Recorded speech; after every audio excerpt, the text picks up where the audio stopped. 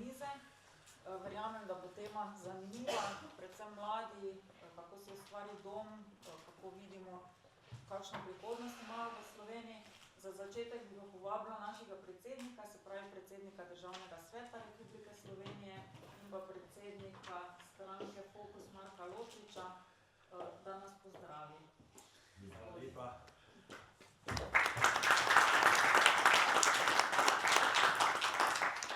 Hvala lepa za vašo udeležbo, hvala lepa, da ste si vzeli čas.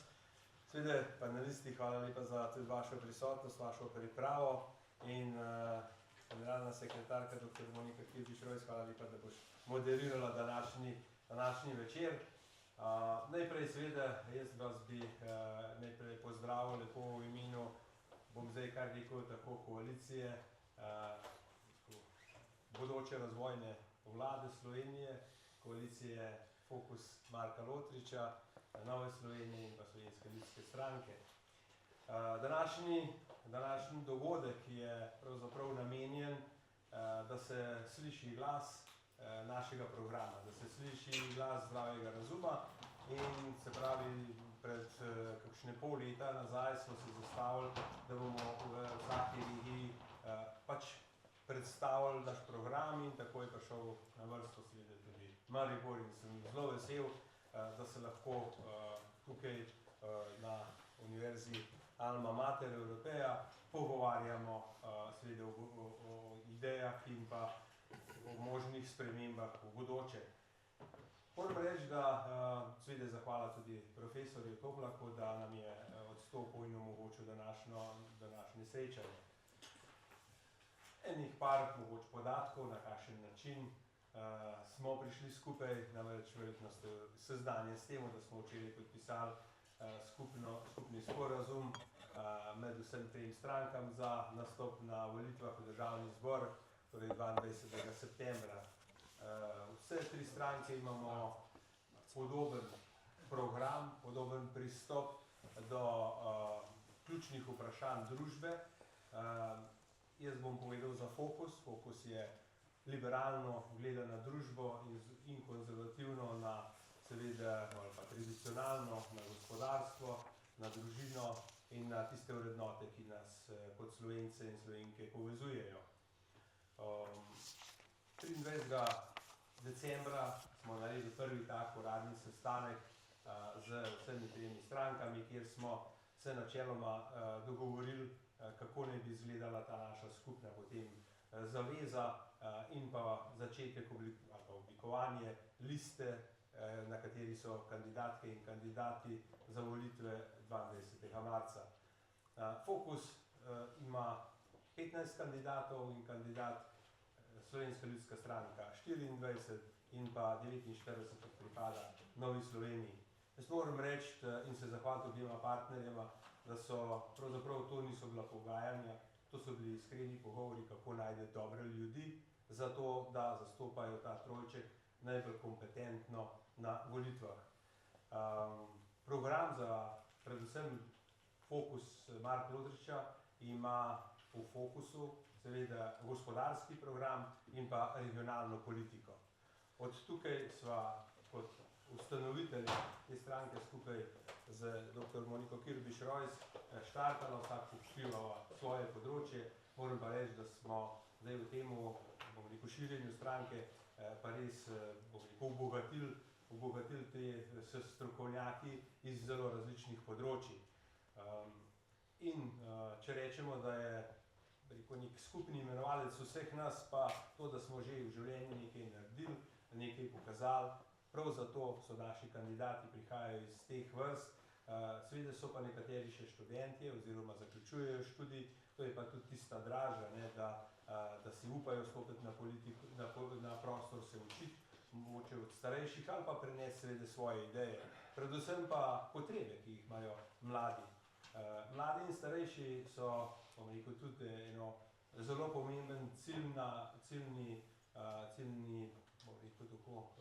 segment naše populacije, zaradi tega, ker čutimo, da po eni strani seveda se veliko govori o skrbi starejših ljudi, o tistih, ki moramo ločiti dve segmente, o tistih, ki ne morejo sami absolutno tistim je treba v institucijah pomagati, ampak ta druga zadeva, skrb za starejše, ko so lahko doma, na kakšen način jim pa tukaj zagotoviti to dolgotrajno oskrbo, kjer je glavni problem ljudje, ker jih pač trenutno, kljub seveda zakon se lahko napiše, ampak trenutno ljudi precej primanjkuje.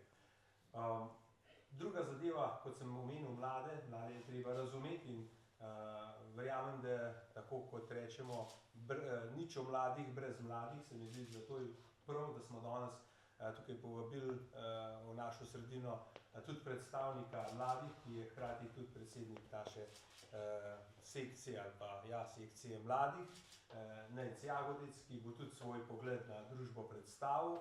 In ravno to, da imamo med sabo ljudi, ki zastopajo svoj področje in ki ga razumejo.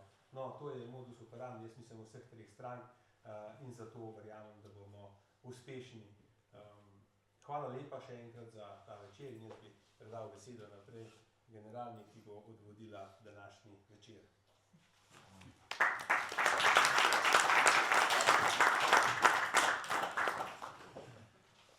Hvala lepa. Zdaj mi smo te strokovne forume v fokusu v bistvu planirali prednje je bila sprejeta odločitev o skupni listi, tako da te strokovne forume nekako tudi zaključujemo. Naslednji teden 29. imamo še enega v Ljubljani in pa še 4. februarja na temo zdravstva, prav tako v Ljubljani. Sama se bom tudi naslednji teden pridružila dogodku, ki ga organizira Nova Slovenija v Makolah, kjer bo prišel tudi gospod Vrtovec, hkrati bo naš gospod Lotrič v Ljubljani, tako da zdaj se malo delimo. Potem pa seveda načrtujemo za februarjem pa skupne konvencije.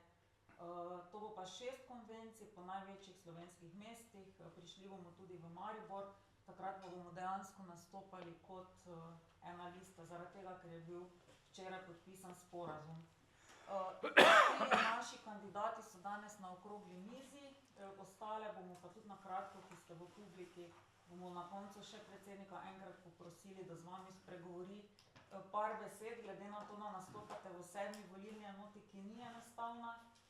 V bistvu trenutno ta enota na tej listi nima poslanca, zaradi tega je naša skupna naloga, da vsaj enega ali pa dva iz te enote tudi dobimo. In zaradi tega bomo morali zlasti tu v mestu Maribor, ki nam je vsem zelo pri srcu, ker smo tu gor rasli, tudi trdo delati naslednja 2 meseca, da se bo to obrestovalo in jaz verjamem, da bomo uspešni. Zdaj to okroglo mizo bi začeli z našo damo, Lea Furlan. Midve se že zelo dolgo poznava, v bistvu iz mladih let, kandidirala v Slovenski Bistrici. Lea je sicer sociologinja, več o svojem delovnem področju, upam, da boš povedala sama. Drugače pa bi mogoče začeli z samim duševnim zdravjem mladih, se pravi, kaj kažejo te najnovejše raziskave, kako oni doživljajo svoj vsakdan, zakaj, kje so vzroki, da se pri mladih kaže vse več tesnobe, izgorelosti, zasvojenosti, recimo v naših letih pri mladih, sploh mladostnikih, ni bilo govora o kakršnikoli izgorelosti, to se je zdaj bistveno spremenilo in kako jim povečati v bistvu ta občutek varnosti, tako na področju zaposlitve, bivanja in pa njihovih življenjskih odločitev. Tako da začeli bi z Leo, izvolimo. Hvala, Monika, za besedo. Torej, kot mi je Monika že povedala, jaz sem po izobrazbi sociologinja, v bistvu pa delam že 20 let na Nacionalnem inštitutu za javno zdravje, močna enota Maribor, in sicer delam z mladimi, ki imajo težave v duševnem zdravju, predvsem na področju zasvojenosti, tako od prepovedanih drog kot od digitalne tehnologije, tako da jaz ukvarjam z mladimi, torej prihajam iz prakse. Delo z mladimi, pač smo nekako pri svojem delu sem prepoznala, da vedno več mladih posega po drogah in prihaja v programe pomoči zelo pozno, tako pozno, da potem so že te težave težko rešljive. Zato sem se potem začela tudi vedno bolj ukvarjati raziskovalno, torej ne samo raziskovalno preko raznih raziskav, ampak tudi edukativno, torej da da nekako ozaveščam, educiram strokovne delavce, da čim prej prepoznajo uporabo prepovedanih drog in duševne stiske, da nekako to naslovijo in da ne pride do hujših težav, hujših posledic, ker vemo, da ko pride res do razvoja zasvojenosti, je to zelo dolgotrajno in naporno reševanje in včasih so lahko težave v takšni meri, da jih je težko popravljati. Zdaj, kaj kaže raziskave? Zdaj, eno je praksa, eno pa so raziskave, kažejo, da se duševno stanje mladih slabša. In sicer že nekje pred covidom, moramo govoriti nekako linearno, naraščajo te težave duševne stiske, med covidom pa eksponentno. V tistem času je bilo pedopsihiatrija, ker mi smo tukaj zelo blizu njih, s katerimi zelo dobro sodelujemo, povedali, da so recimo tudi mladostniki, so jih mogli zavračati oziroma so tudi bili kar po hodnikih. Zdaj te težave, sicer je prišlo malo do manj težav, ampak še vedno, zdaj tisto, kar bi mogoče malo povedala, statistiko je, da skoraj polovica mladostnikov, no to je pomemben podatek, da vemo, da skoraj polovica mladostnikov, ki ima duševno stisko, se to zgodi do 14. leta. Do 24. pa 3/4, tako da so te težave res dogajajo zelo zgodaj in zato je potrebno zelo zgodaj ukrepati oziroma je pomembna preventiva. Zdaj, kaj so pa najpogostejše te težave, pa so zato, kot je že Monika povedala, anksioznost, depresija, tesnoba, osamljenost, vedno več mladi poročajo o neki nemotiviranosti za vključevanje v neke družbene aktivnosti. Zdaj, mi seveda ne moremo govoriti o velikih odstotkih, da bi govorili o nekih hujših težavah, ampak 10% pa navaja, da približno vsaj na enem tem področju čutijo hujše duševne stiske. Kaj so najbolj pogosti dejavniki za duševne stiske med mladimi, ki jih pač imajo, je pa ravno to tematika, o katero bomo danes govorili, naslavljali je področje zaposlitve in področje stanovanja. Torej, ta stanovanjska varnost, nekje okrog 62 mladostnikov navaja, ki govori o duševnih težavah ali stiskah, je ravno to področje. Glede zaposlitve 54% navaja kot ključni dejavnik, čeprav vemo, da nimamo danes težave z zaposlitvijo, ampak predvsem o tej občutku varnosti kot neke, da so nekako zanesejo na neko v smislu zaposlitev na dolgi rok, neka varnost, dolgotrajna zaposlitev, neka prekarnost ali pa eni projekti, drugi projekti, tega je veliko danes. Zdaj, seveda narašča tudi uporaba prepovedanih drog, vedno več je digitalne zasvojenosti, torej mladi zelo pogosto zahajajo v ta digitalni svet. Torej, to je tudi bistvo, ko je Monika me vprašala, kaj so razlogi za pojav, naraščanje teh duševnih stisk. Eden izmed razlogov je zagotovo tudi vedno večja uporaba digitalne tehnologije.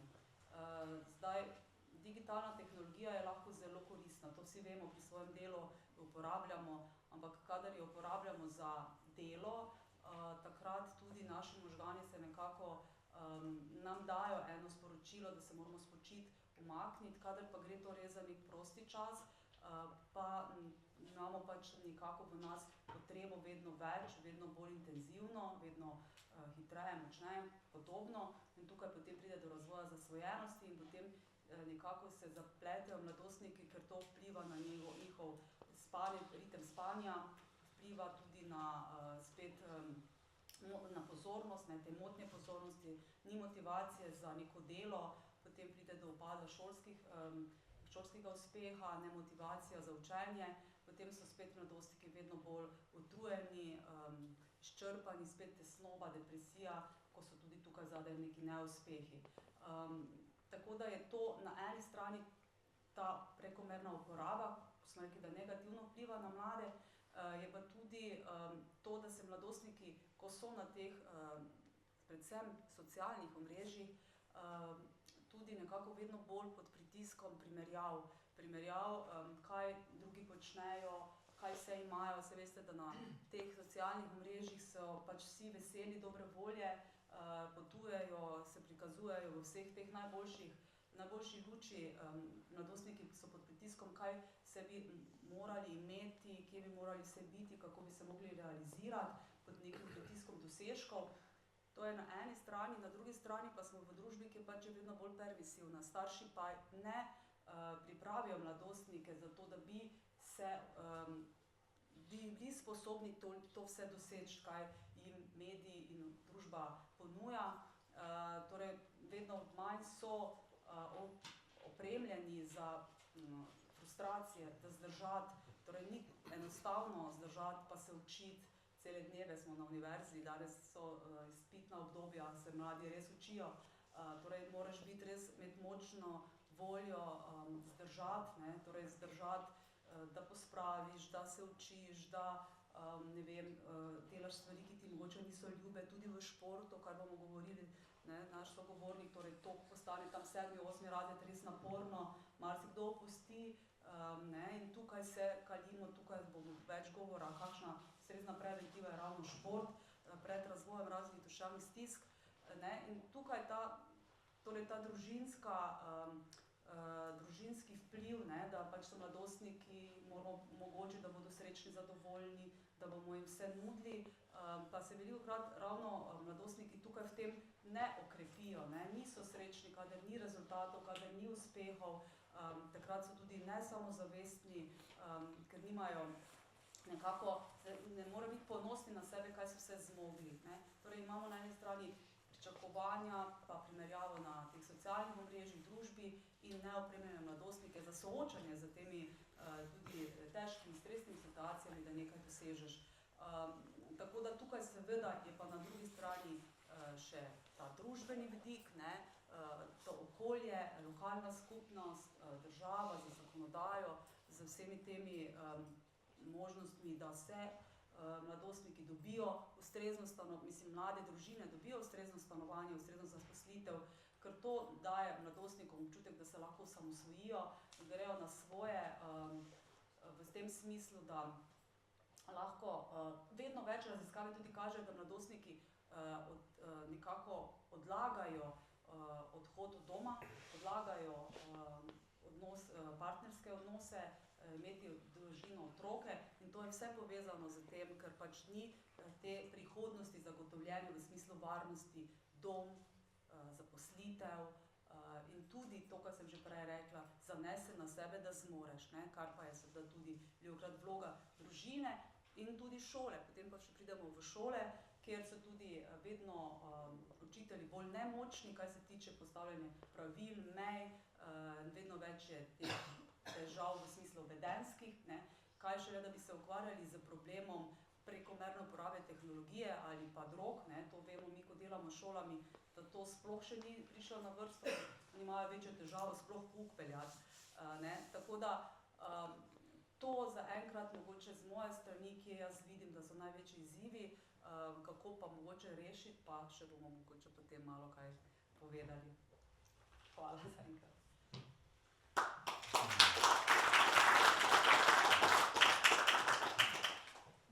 Se vedno sprašujem, ali je to, da grejo pozno do doma, da so toliko navezani na svojo celico, tu drugje po Evropi, ali je to isti trend, mogoče, ali je to samo za nas značilno? Italijani. Kako? Italijani tudi. A tudi? Ja, smo na vrhu.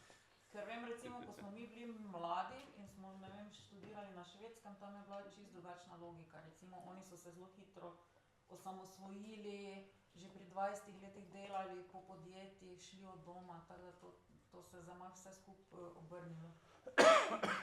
Bi nadaljevali z našim mladim, Necem Jagodicem.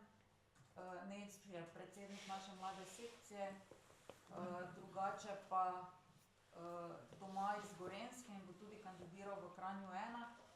Pa mogoče Nec ti povemo, malo pokomentiraj.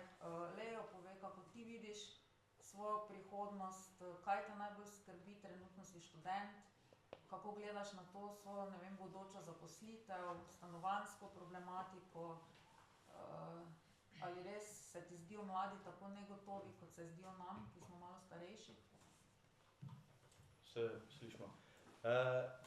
Lep pozdrav vsem skupaj, sem Nejc, prihajam z Gorenjske in danes bom probal biti, vidim tukaj malo med publiko, da mladih ni danes toliko med nami, tamle vidim enega gospodiča, tako da če se bom slučajno kaj zmotil, brez problema me dopolniš, bom vesel. Drugače pa, ja, se pravi na stvari, ki jih je povedala gospa Furlan, se popolnoma strinjam. Moramo se edino to zavedati, da spekter različnih mladih je res velik. Se pravi, tukaj imamo se pravi, starost je ena izmed dejavnikov, kjer pač moramo vedeti, da zelo definira, kako mladi gledamo na stvari, se pravi, število družinskih članov, okolje, v kjer odraščamo. Ampak splošno gledano oziroma neko sredino, da vzamemo, svet, v katerem živimo, je poln digitalizacije, tega se bomo mogli prej ali slej navaditi, a bomo s tem živeli oziroma nam bo to diktiralo življenje, je ena izmed stvari. Ampak mogli se bomo navaditi sobivati s tem. Drugače pa mladi se soočamo z, se pravi, tem trem težavam, duševno zdravje, iskanje doma, iskanje prve zaposlitve in pri vseh stvarih imamo veliko vprašanj, odgovorov pa zelo malo. Ful imamo nekih idej, ampak podpore zelo malo. Tako da spet, spekter mladih je širok, vsak ima svojo zgodbo za sabo. Bi rekel, če se navežem na svojo, star sem 26 let, zaključujem študij magisterija na Ekonomski fakulteti v Ljubljani. Manjka mi samo še magistrska naloga, tako da sem bil recimo, da kar uspešen do sedaj. In živim doma in imam, bi rekel, kar dilemo, kako naprej, kaj je naslednji korak, recimo službo, recimo, da imam zagotovljeno, ker sem bil štipendist nekega podjetja kar nekaj let.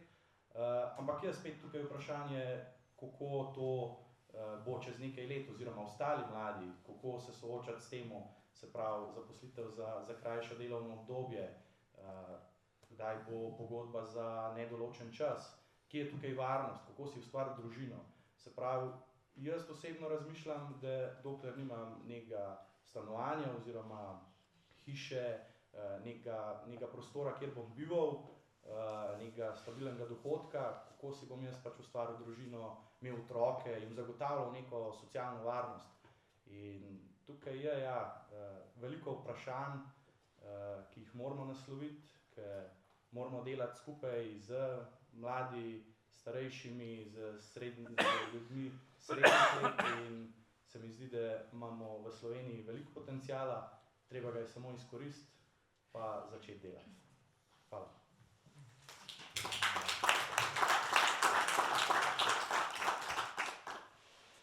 Vse na to bo potem naš gospod Marko, vidim, da bi rad komentiral, ne? A je tak, ne? Bomo pa dali za gospodu Marko. Gospod je taki tipičen predstavnik mlade generacije, ne? 26 let je star, pa še ne ve, če bi šel doma, domnevno uspešen študent, ne, nabit znanjem, ampak je nabit tudi strahovi. Strah je, da je njegov veliki cilj imeti zaposlitev za nedoločen čas. Ne. Jaz bi mladim rekel, da če ste dobri, ne, že tam od spodne, na vrhu spodne tretjine, da se sploh ne rabite za službo bati.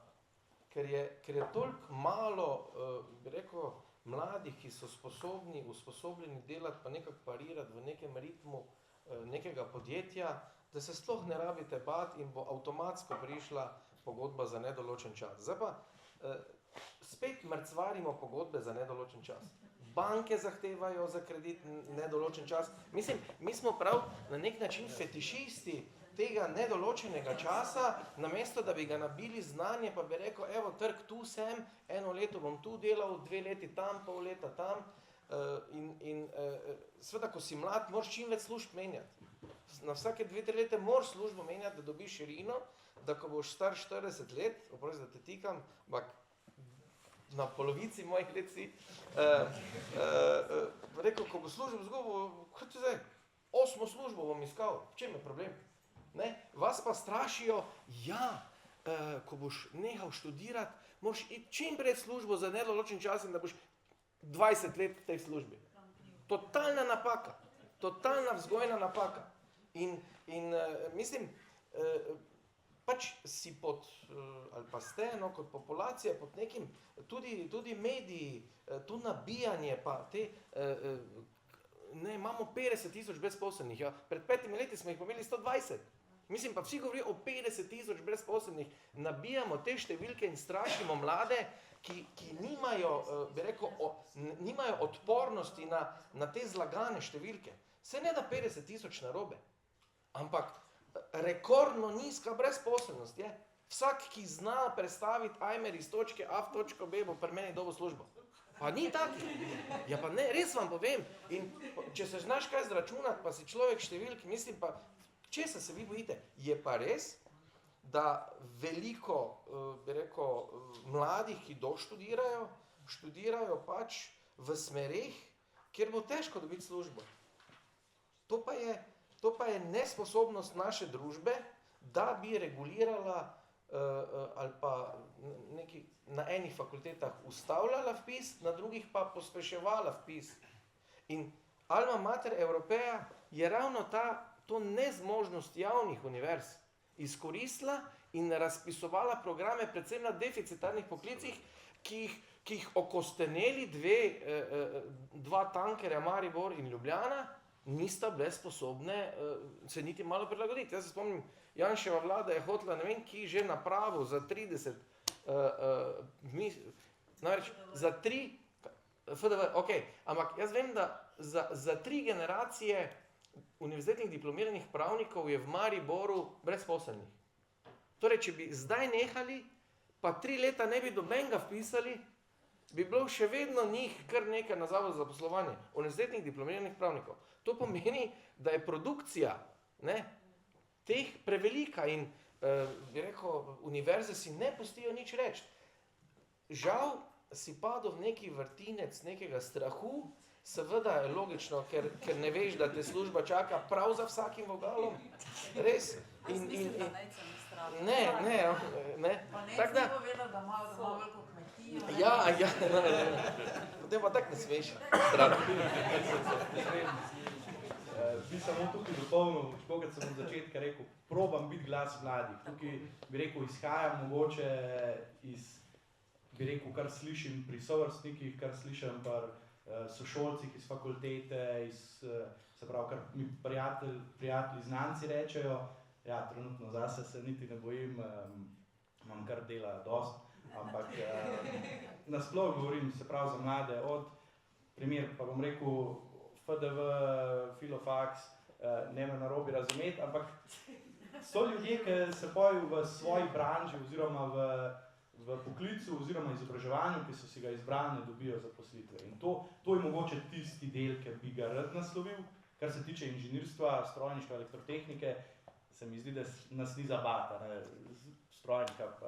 Lahko jaz nekaj ampak, bi rekel, poklici, ki se jih manj potrebuje, ki so bolj specifični z tega vidika, no. Ampak razumem, hvala. Zdaj, mi bomo danes tako oddaja 24 ur zvečer, ker moderator pusti, da se udeleženci pogovarjajo. Ampak sam to že pokomentiram, da Nejc, da smo lahko veseli, ker študira na ekonomiji, pa ne gre delati v državno upravo. Tako da Nejc izhaja iz velike kmetije, plus tega bo šel delati v podjetje. Tako da jaz mislim, da ima res vse odprto. Zdaj pa bi res dali še našemu doktor Mateju Tušaku, ki pa kandidira v Ljubljani, sicer v Vrhniki, športni psiholog, tako da bo zelo zanimiv tudi njegov pogled. Izvolite. No, najprej bom se dodal še eno stvar, saj ni noben problem, zakaj bi mogel delati v tisti stroki, kjer si doštudiral, ne? Jaz imam zdaj precej predavanj v podjetju DM, tam imajo ekstremno veliko učiteljev v zadnjem času. Učitelji grejo zdaj tja v službo, ne? Hofer je na istem nivoju popularnosti, kot je DM, ne? Medicinskih sester. Pa medicinskih sester tudi, seveda, ne? Pa se ni nič narobe v tem, aj kaj narobe. Izobrazbo, koliko ljudi se potem dodatno izobražuje, vse če ste se jaz sem zaključil študij leta 92, če se nič druga ne bi naučil, tisto, kar sem se jaz takrat naučil, danes ni več aktualno, ne? Tako da to, da se mi kaj novega naučimo zraven, to je normalna stvar, ne, in ni nič narobe, če ljudje prehajajo na drugo področje. Je pa ena stvar, ki verjamem, pa tudi vem, da on ni govoril v svojem imenu, ampak zdaj zaključijo študij, pa čakajo, da jim bo en stanovanje dal. Zgradil, kupil, a ne. Zdaj, tudi jaz mislim, da je čist nepotrebno, da bi pričakovali, da bi mogla država ljudem stanovanje kupiti ali pa dati, ker zakaj pa? Zakaj pa? Saj, a so moji starši so bili, ne vem, do katerega leta, do mojega 10. leta smo bili podnajemniki. Večina je bila takrat podnajemnikov in ni bilo nič čudnega, so plačevali najemnine, ki so bile seveda manjše. Zdaj, če bi mi te, namesto da dajo najemnine, če bi kupili stanovanje, če samo z nekimi podporami omogočimo, da dobijo pari recimo kredit, pa da lahko, da lahko namesto da najemnino plačuje, to plačuje kot kredit, za 30 let bojo imeli vsi, namesto da ta denar stran mečejo, bojo imeli čez 30 let svoje stanovanje. Pa vmes ga bojo trikrat predstavljali, tako kot je cel ameriški, vse v Ameriki praktično skoraj, če razen bogatašov ne kupi denarja na gotovino, vsi plačajo nekaj notor in odplačujejo. In pol že 5-krat zamenja stanovanje in vsakič sam pogodbo spremeni. Ne? To v bistvu sploh ni nobena posebna stvar. Ne? In zakaj bi moglo biti tako, da čakajo, da bo nekdo drug namesto njih kupil stanovanja. Ne? Malo v kontekstu tega, da smo rekli, da imamo preveč demokratsko vzgojo, da permisivno vzgojo, da so potem vsi sam čakajo, da se bo nekaj na tej strani zgodilo, ampak tudi to ni res, ne, ker imamo eno skupino mladih, ki so izrazito ambiciozni, pa veliko delajo, veliko takih pa je, ki so se navadili, da ni treba delati. Vse imamo tudi odraslih veliko, veste, mi imamo zelo veliko težav tudi z anksioznostjo pa duševnimi motnjami v odraslem obdobju, ker imajo ljudje preveč časa. Včasih ga niso imeli, so se ukvarjali s tem, kako bojo zaslužiti toliko denarja, da bojo lahko preživeli. Zdaj se jim pa ni treba, pa nekateri pač zaplavajo. Eni v zdravo življenje, v narekovajih zdravo življenje, pa si izmišljujejo vse mogoče diete, drugi si izmišljujejo vse mogoče aktivnosti, a ne govorim zdaj o rekreativnih aktivnostih, ki dejansko prispevajo k zdravju, ampak k temu, da mislijo, da je samo to pravo, pa da je zaradi tega, enkrat sem bral pisma bralcev v Vivi. Najprej prvo pismo bralcev je bilo: sem vegetarijanka, odkar prakticiram vegetarijansko prehrano, nimam več nobenih težav, super mi gre v službi, s možem se več ne prepiram in tako naprej. Zraven naslednji, to je bil prvi pismo bralcev, drugo pismo bralcev je bilo: prakticiram ajurvedski način prehrane. In od takrat, odkar sem to začela, se vse moje problemi rešili, skratka vse je bilo v redu. Tretji je bil presnojedka, četrti je bil, skratka 6-7 različnih načinov prehrane in vsi so verjeli, da je ravno zaradi tega načina prehrane se njihovo življenje spremenilo. Ne? To nima veze s prehrano. Ne? Ampak te motnje nastanejo danes zato, ker imajo ljudje preveč časa in ker nismo poskrbeli, da bi v tem prostem času kaj koristnega delali. In tukaj je kontekst športa tisti, ki je zelo, zelo pomemben. Večkrat rečem, da ko se govorimo o prejšnjem sistemu, ves čas vlečejo Tita in podobne stvari ven. Edina res dobra stvar prejšnjega sistema je bil ta, da smo imeli šport strani države, pa seveda lokalnih skupnosti preko klubov, športnih društev zelo dobro pokrit. Razen v nekih dragih športih, tenis, pa ne vem, golf, pa to, tega niso pokrivali, ampak za vse ostale stvari pa praktično vsak otrok lahko za minimalen denar, pa skoraj brez denarja, oziroma vsaka družina svojega otroka dala v šport. In to je bila ena velika prednost, ki smo mi potem, ko se je naš sistem, ko smo prišli, mislim, da smo se osamosvojili, smo ga relativno dobro prevzeli in smo ga nadaljevali naprej.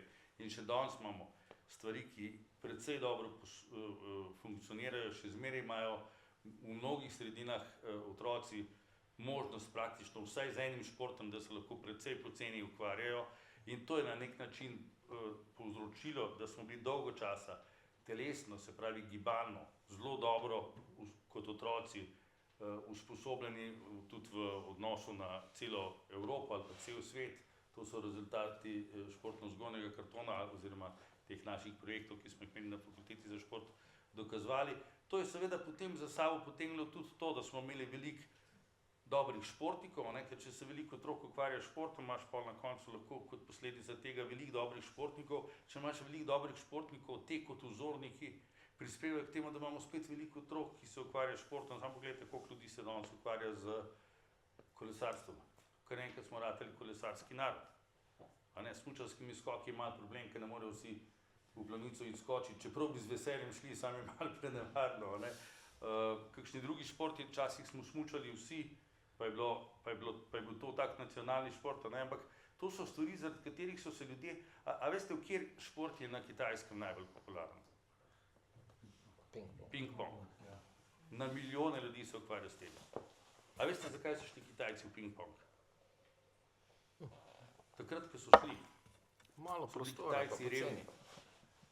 In za ping-pong nisi rabil nič. Imel si desko, pa gor si nalepo eno stvar, pa tam mizo in na milijone ljudi. Ampak zakaj so se ukvarjali s športom? Oni so to naredili takrat zato, da so prvič se otroci z nečim koristno ukvarjali in drugi zato, da jim niso šle kakšne neumnosti po glavi, ne? Tudi v smislu antipolitične propagande proti njihovemu sistemu takrat. Ampak dejstvo je, da so oni investirali relativno malo denarja za to, da so največjo možno količino mladih spravili v nek šport, v gibanje.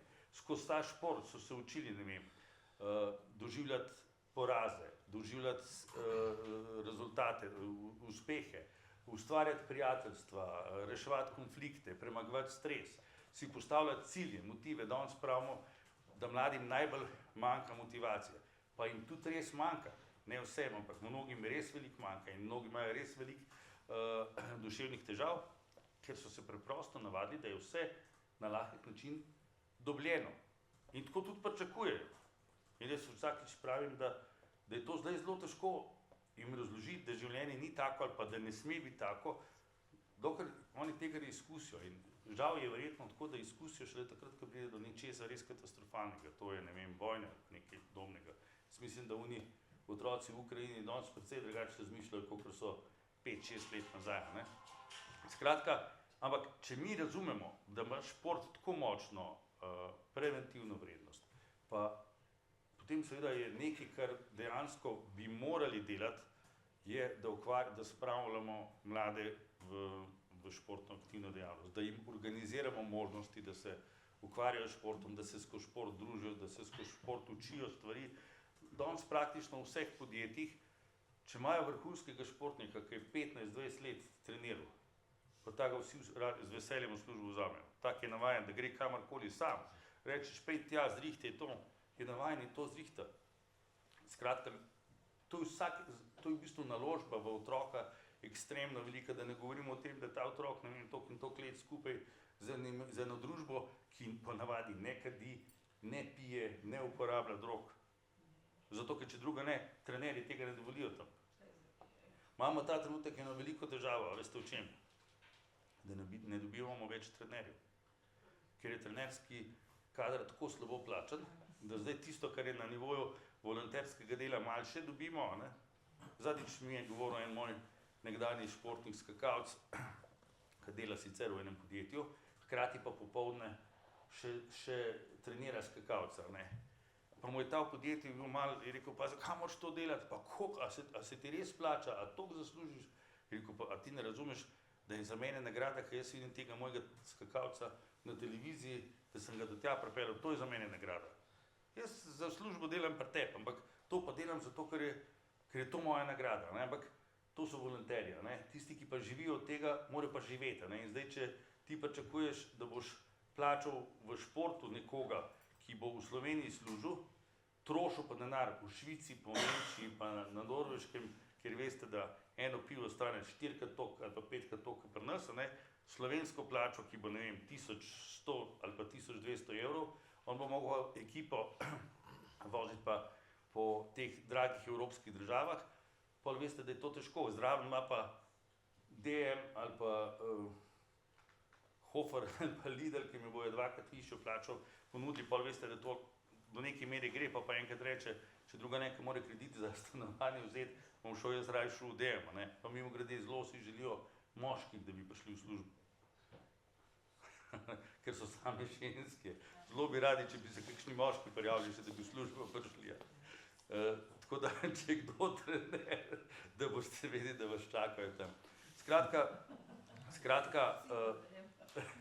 Skratka, se mi zdi zelo pomembno, da razumemo, da je to nekaj na področju športa, namreč nihče ne more na lahek način priti do rezultata.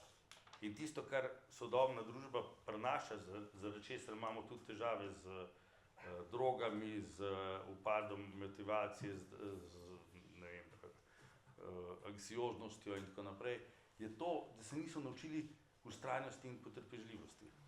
Ker je vse zelo hitro bilo pridobljeno, v športu ni nič hitro pridobljeno. Razen, če si mega talent, drugače, ampak tak je eden na 30 let. Se pravi, vse je treba prigarati. In tisto, kar bi mi morali poskrbeti, je, da kot država omogočimo, da bo praktično čisto vsak otrok imel možnost nekega športnega udejstvovanja, da se bo skozi to lahko razvijal in osebnostno. Hkrati bo pa to naložba, to ni nič stran vržen denar, to je vse naložba za to, da bodo te naši otroci razumeli, da morajo znati delati. Ne, da morajo študij zaključiti, ampak da morajo delati znati. To je tisto, kar je prej rekel moj kolega tukaj. Če znajo delati, se nima česa bati, ker vseh podjetij hoče imeti takih, ki bi delali, ampak vsi mladi ne pridejo z interesom, da pridejo delati. Jaz sem enkrat predaval v enem podjetju, pa je gospa, ki je bila lastnica, rekla, pa nas imamo pravilo, da če na intervju pride človek za službo, če vpraša, koliko ima dopusta, ta ga ne vzamemo, ker tak ni prišel delati, tak je prišel na dopust. Pa je rekla, pa smo zadnjič imeli eno, kar pove direktor, pa si ti rekel, da je ful v redu, da ima veliko znanja, pa da bi jo vzeli, pa sem te prvo vprašala, a je vprašala, koliko imamo dopusta. Vse je zakonom določeno, Ja, je vprašala, ja, pa ne bomo vzeli. Ne, pa se mi zdi, da je fajn, dajmo ji priložnost. Pa sta se pregovarjali, pa rekla v redu, ampak 6-mesečno poskusno delo mora biti, zato ker jaz ne verjamem, da bo to naredila. Čez 3 mesece je sama šla. Ker je pa šla tja, v resnici tako, kot je gospa z izkušnjami že imela. Ne delati, ampak pač ona bi imela fajn službo.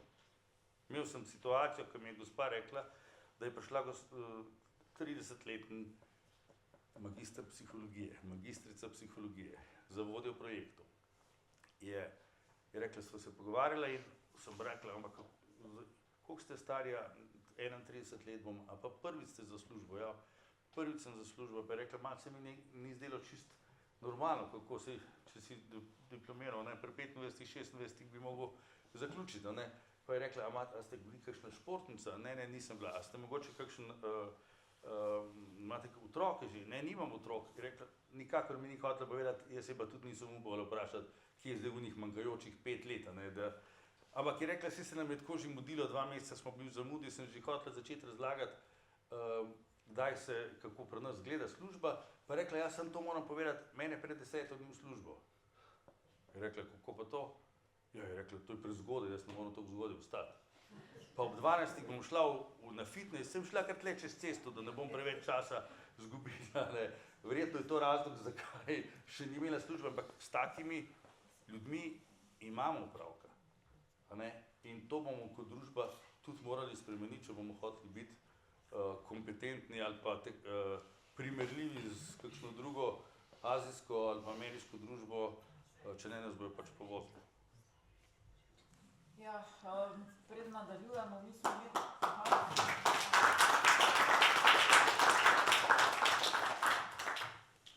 mi smo bili nedavno na Kitajskem, tudi delegacija, se pravi, vodil je naš predsednik, 90 gospodarstvenikov in tam ti nalijajo čistega vina, kaj je to delovni tempo. Dopusta je tam od 5 dni, pa maksimalno, za maksimalno dobo delovno 15 dni, po 6 dni na teden delajo in mi pač temu pa ne moreš konkurirati na koncu. Ugotoviš, glede na naše navade. Zdaj bi prešli na gospoda Markota Novaka, predsednika Nepremičninskega združenja. Mi kar veliko sodelujemo z njim pri pripravi zakonodaje, ker tudi to kot mantro poslušamo zdaj že iz vlade v vlado, da ni dovolj stanovanj. vsi gradijo, mislim, vse vlade zdaj za po vrste se že kar merijo, no, katera bo zgradila več stanovanj, pa mogoče vaš pogled na to, zakaj so stanovanja za mlade pomembna in s čim jih bomo zgradili, koliko jih dejansko potrebujemo, vaš pogled. Ja, jaz bom eno izhodišče vzel od dr. Tušeka. En pomembni šport iz 70-ih pa 80-ih let je pa pozabil. In to je bila gradnja hiš. Nismo Krat pa še hodili... ni bilo. Ja, 68 eni nismo hodili, ja. Tako da, ta gradnja hiš je bila pač za tisti najbolj podjetni del Slovenije neki exit iz tistega 50-60 kvadratov velikega stanovanja. Za mene je bila edukacija in delo in fitness in vse, potem pa je bila za družino pa eksistenca. Ne? Torej, boljša eksistenca kot tisto metalniško stanovanje 60 kvadratov. Torej, tisti, ki so hoteli malo več, so lahko, ne? Vzeli malo kredita in je nekako šlo. Zdaj pa pridemo seveda do srčike slovenske družbe in njenih problemov in to je demografija. Jaz se ne bi strinjal z dr. Tušekom, da je čisto vseeno, kaj študiraš, ker moja pot iz srednje strojne šole na strojno fakulteto mi je dala en dober fundament, ki je tisti brez srednje strojne šole niso imeli. Ne? In sem na tem gradil, potem sem malo skrenil v področje ekonomije, ampak ta fundament, ne, ko si ti v srednji šoli, se ti nekako utrdi in če imaš ta fundament, potem lažje na fakultetnem nivoju seveda zadevo razvijaš, ker imaš druge spretnosti, drugi občutek za material. Jaz sem tudi strojnik, tako kolega, in mi smo takrat dobili v srednji šoli občutek za material. Kaj je to Newton na kvadratni milimeter, pa tako naprej. In smo lahko to kakovostno nadgradili. Tisti, ki so prišli z gimnazije, nimajo tega fundamentalnega občutka. Jaz se ne bi čisto strinjal, ampak zdaj bom zadevo izvedel na demografsko področje. On je star 25-26 let, ne? Pa recimo, da bi naredil FDV, pa bi potem čez 3-4 leta rekel, spoznal, da neke službe, ki si jo on pred 7, 8 ali pa 10 leti zamišljal, za njega ni. Ja?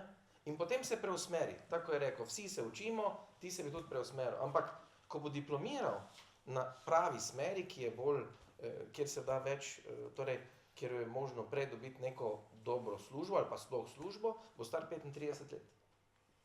In to je Slovenija.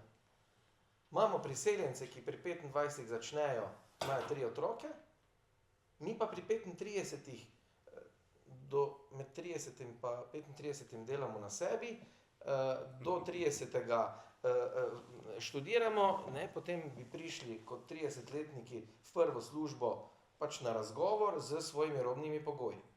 Zdaj pa samo populacijsko pogledajte. Mi v 100 letih spravimo 3 generacije skozi. Tisti, ki prihajajo iz juga, spravijo pa 4. Mi imamo 1,1 otroka na par. To govorim za tiste, ki se več ne iščejo, pa imajo otroke. Ne? Oni, ko se iščejo, pa pač še nimajo. Ne? Oni, ko pa začnejo pri 25, pa recimo 3 z lahkoto prištimajo. Ne? In če malo zračunaš naprej, ne, ja, čez 100 let ali pa še manj bomo Slovenijo brez boja predali, ker je to stvar številke, stvar populacijskih, bi rekel, vrednosti. In to mene skrbi. Zdaj pa, jaz bi rad, da izveni za mlade to danes bolj optimistično. Znane so mednarodne raziskave, da imajo mladi otroke prej in več otrok, če imajo streho nad glavo. Govorim o najemu. Ja? In če želimo, bi rekel,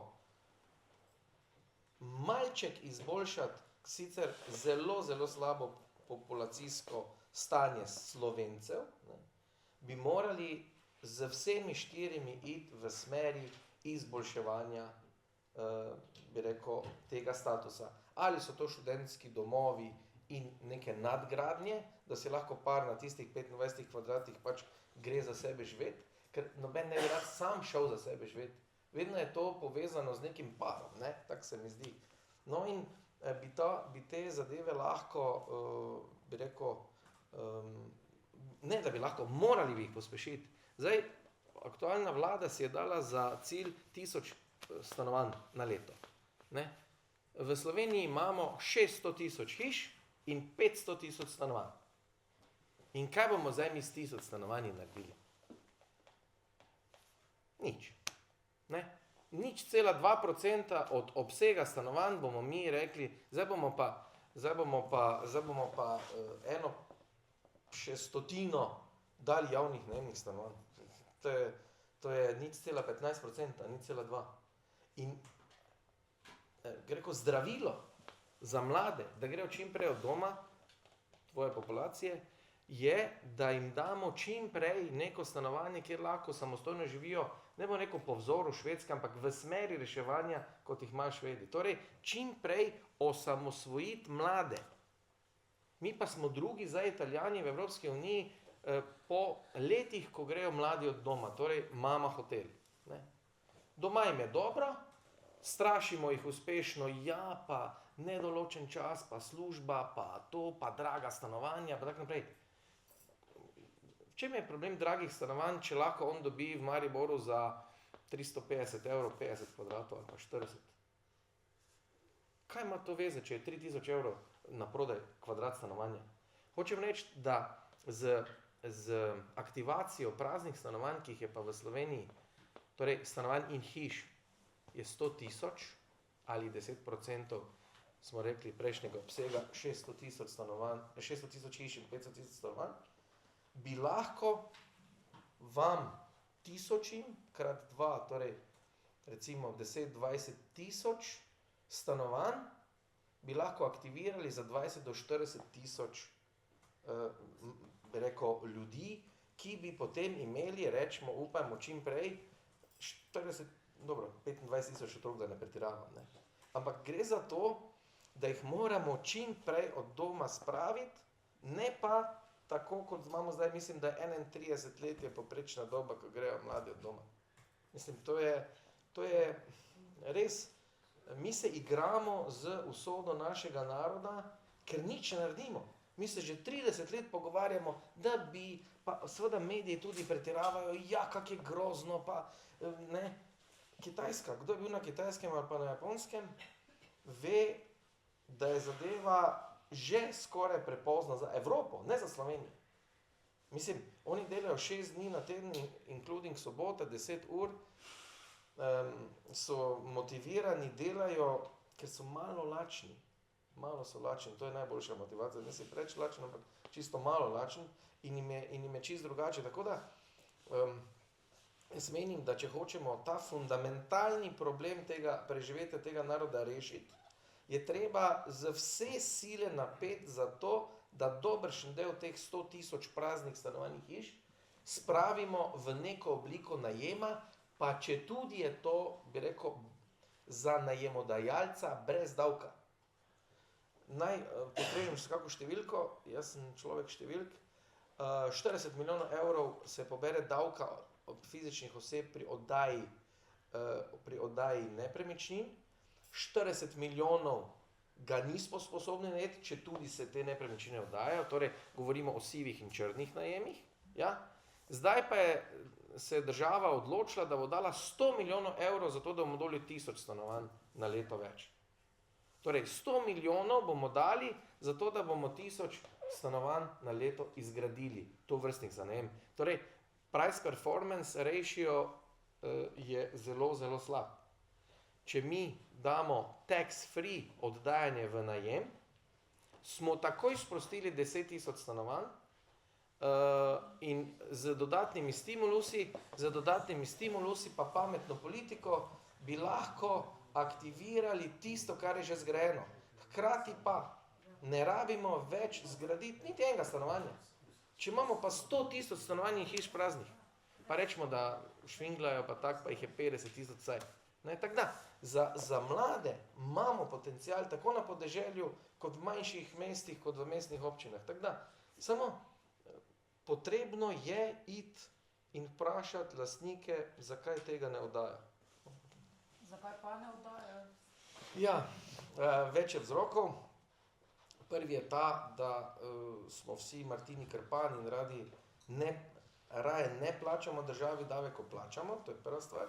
Drugič, če imamo prazno stanovanje, nič to ne košta nas tistih 100 evrov NUSZ-ja letno, kar je pri 100 000 evrov vrednem stanovanju ena tisočinka. Ne? To, da vas dobijo, če oddajate na črno, je praktično nemogoče, ker je zakonodaja taka, da vi v Sloveniji ne morete oddajati na črno. Ne? Zakonodajni okvir je pač takšen, da te postavke oddajanja na črno sploh ni. V Nemčiji pa Avstriji je ta oddajanje na črno jasno, kaj je 5 000 do 50 000 evrov kazni na posameznika. Tako da, če imaš prazno, te nič ne košta, če pa oddaš, pa z lahkoto, bi rekel, ogoljufaš državo in ne plačaš davka, ker nimamo dobene evidence. Furs je zadovoljen s tistimi, ki prinesejo pogodbe, pa se rečejo, no, vsaj nekaj so prinesli. Oni niso sposobni v zakonodajnem okvirju poloviti ljudi, ki oddajajo tukaj v blokih na črno, skrižati recimo baze podatkov, centralni register prebivalstva, pa najemne pogodbe, pa števce za elektriko pa vodo. Tega nobeno ministrstvo ni sposobno skrižati. Ne? In dobiti entitete, kjer je porabe elektrike pa vode, pa dobenega tam noter ni. Torej, Verjetno je še težava tudi v tem, da je težko najemnike. Dobro, to Se potem spravi ven. Ja, to je res, ampak moram ga dodati, veste, problematičnih najemnikov je pod 5%.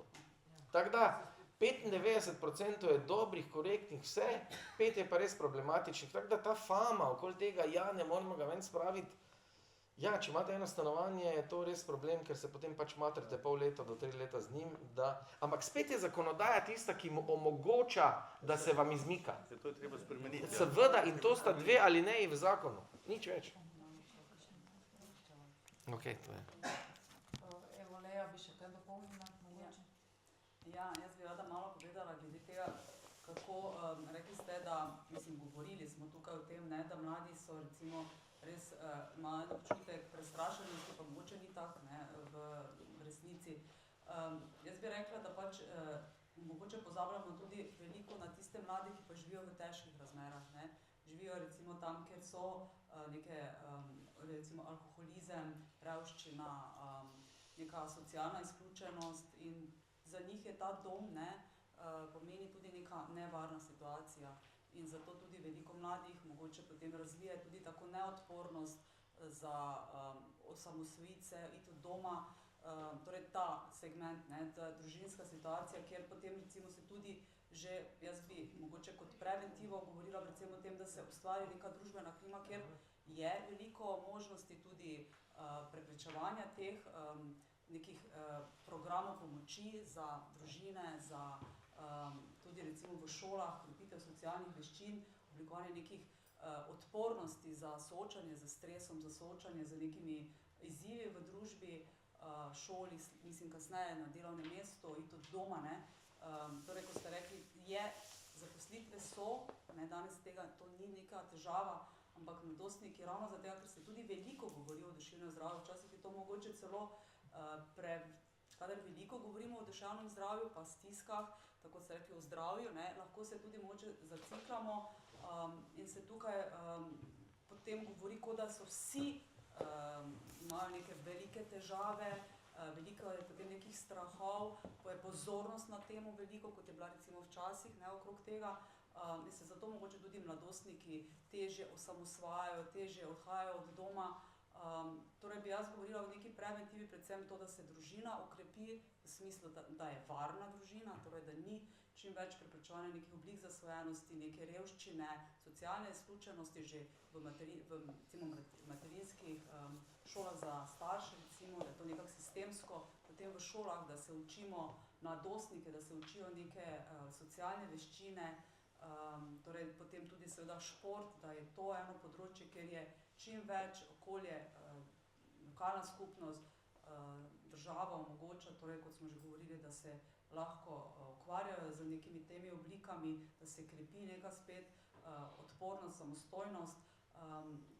Torej to se mi zdi pomembno, da ne gledamo, da je to da so te težave pa samo na posamezniku, ne, ampak da gledamo celostno. Ne. Torej, in to, kaj se dogaja pri posamezniku, v družini, v šolskem sistemu, v družbi, torej in med stanovanjem in zaposlitev, to je zelo kompleksno. Ne. To ni samo stanovanje, ni samo služba, ampak je to vse od družine do družbe, zelo široko področje, se moramo res na vseh področjih vprašati, zakaj so danes, govorimo o teh duševnih stiskah mladih in zakaj mladi ne vidijo neke perspektive, zakaj pozno odhajajo od doma, zakaj se bojijo doma, čeprav ni mogoče tako realno to res, da je težko iti od doma, ne, danes.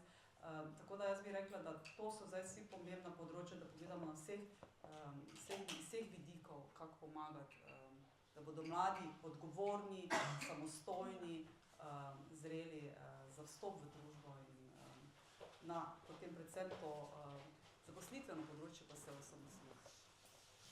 Tukaj bi dodal to, kar je rekel. Mi smo to govorili o stresu pa izgorelosti, da imamo najbolj izgorelo družbo v Evropi. A ne? Vsi naši so že pri 25 letih 3-krat izgoreli, knjige pišejo o tem. To ni izgorelost, to je pač razvajenost. Se drugače temu reče. Ampak če se skozi pogovarjamo, pa vsi mislijo, koliko je hudo, tako kot je mogoče on rekel, zdaj če je 5% takih problematičnih, pa če skozi govorimo o tem, je pač vsak ima eno stanovanje, zdaj če glih na unga, ki je v 5% paše naletiš, imaš pač ti konkreten problem. Ne? Zdaj, če to lahko z eno spremembo zakona spremenimo, ne vem, zakaj treba to 10 let se s tem ukvarjati, zakaj ne moramo tega narediti na hitrico pa takoj. Ne? Ampak druga stvar, ki je pa dejstvo, ne, je pa, veste, mi smo imeli v zgodovini precej bolj neperspektivna obdobje, takoj po drugi svetovni vojni bilo vse porušeno, pa se niso ljudje kar pobijali. Ne? Pač zdaj jim je ta trenutek očitno vseeno prelahko in ker jim je prelahko, niso navajeni se boriti.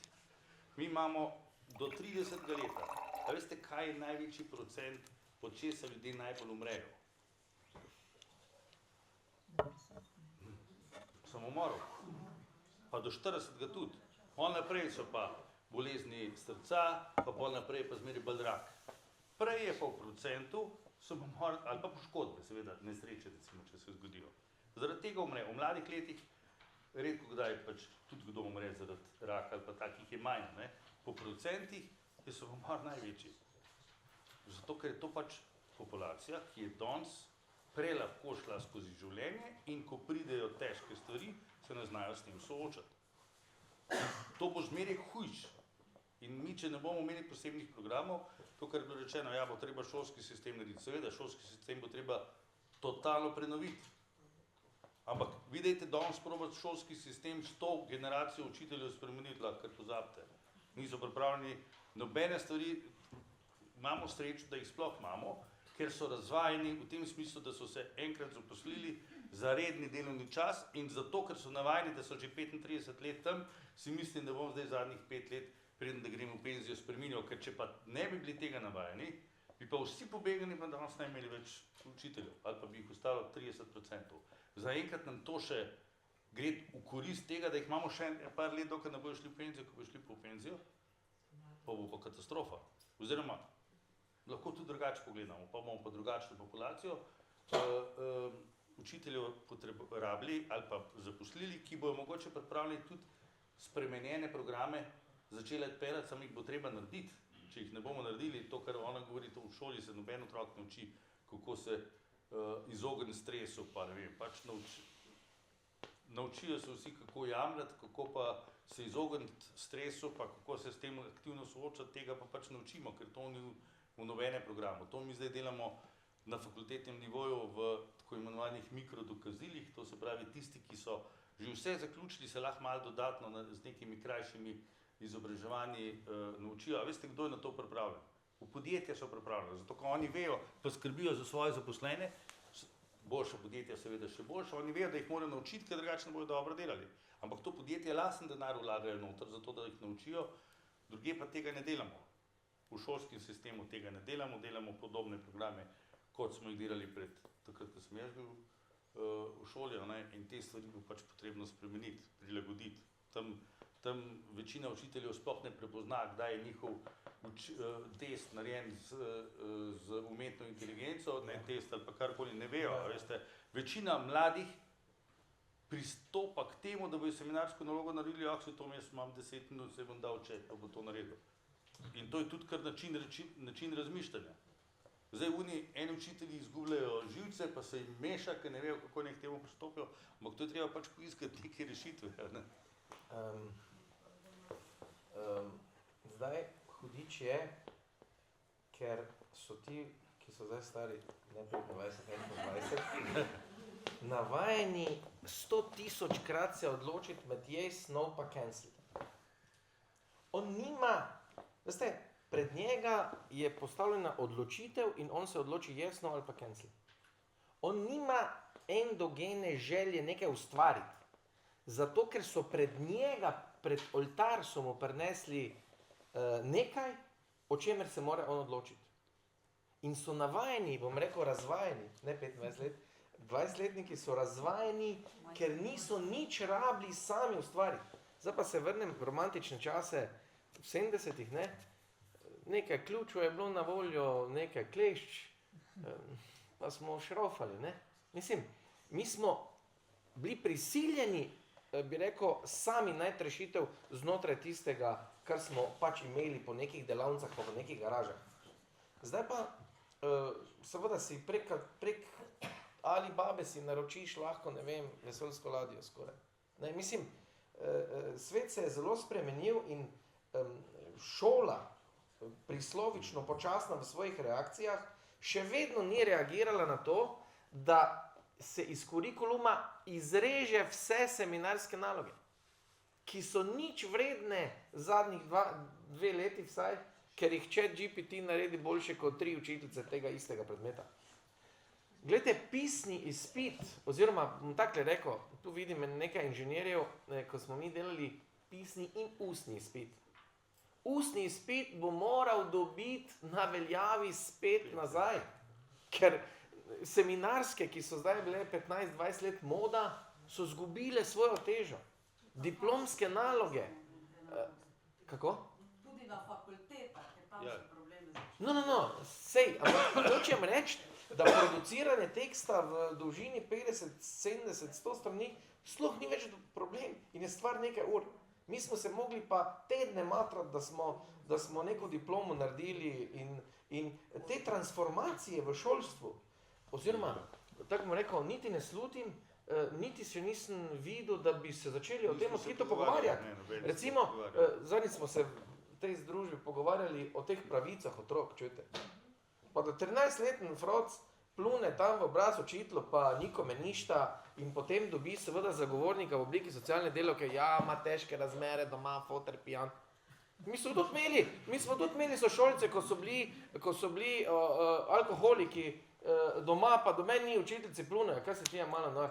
In to je,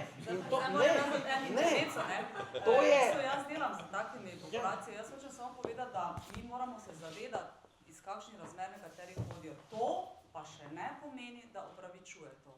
Ker vsi, ki so verjetno v zaporu, so tudi imeli težko družinsko ali pa kakršnokoli drugo situacijo, ampak to ne pomeni, da ne bodo odgovarjali za svoje dejanja. Torej, če v šolskem sistemu se nekdo neustrezno obnaša, mora biti zagotovo tudi odgovarjati za to, ker če mu že družinska situacija ali pa starši ne zmorejo, ne znajo postavljati meje, postavljati odgovornosti, potem je družba pa tista, ki pa lahko to popravlja.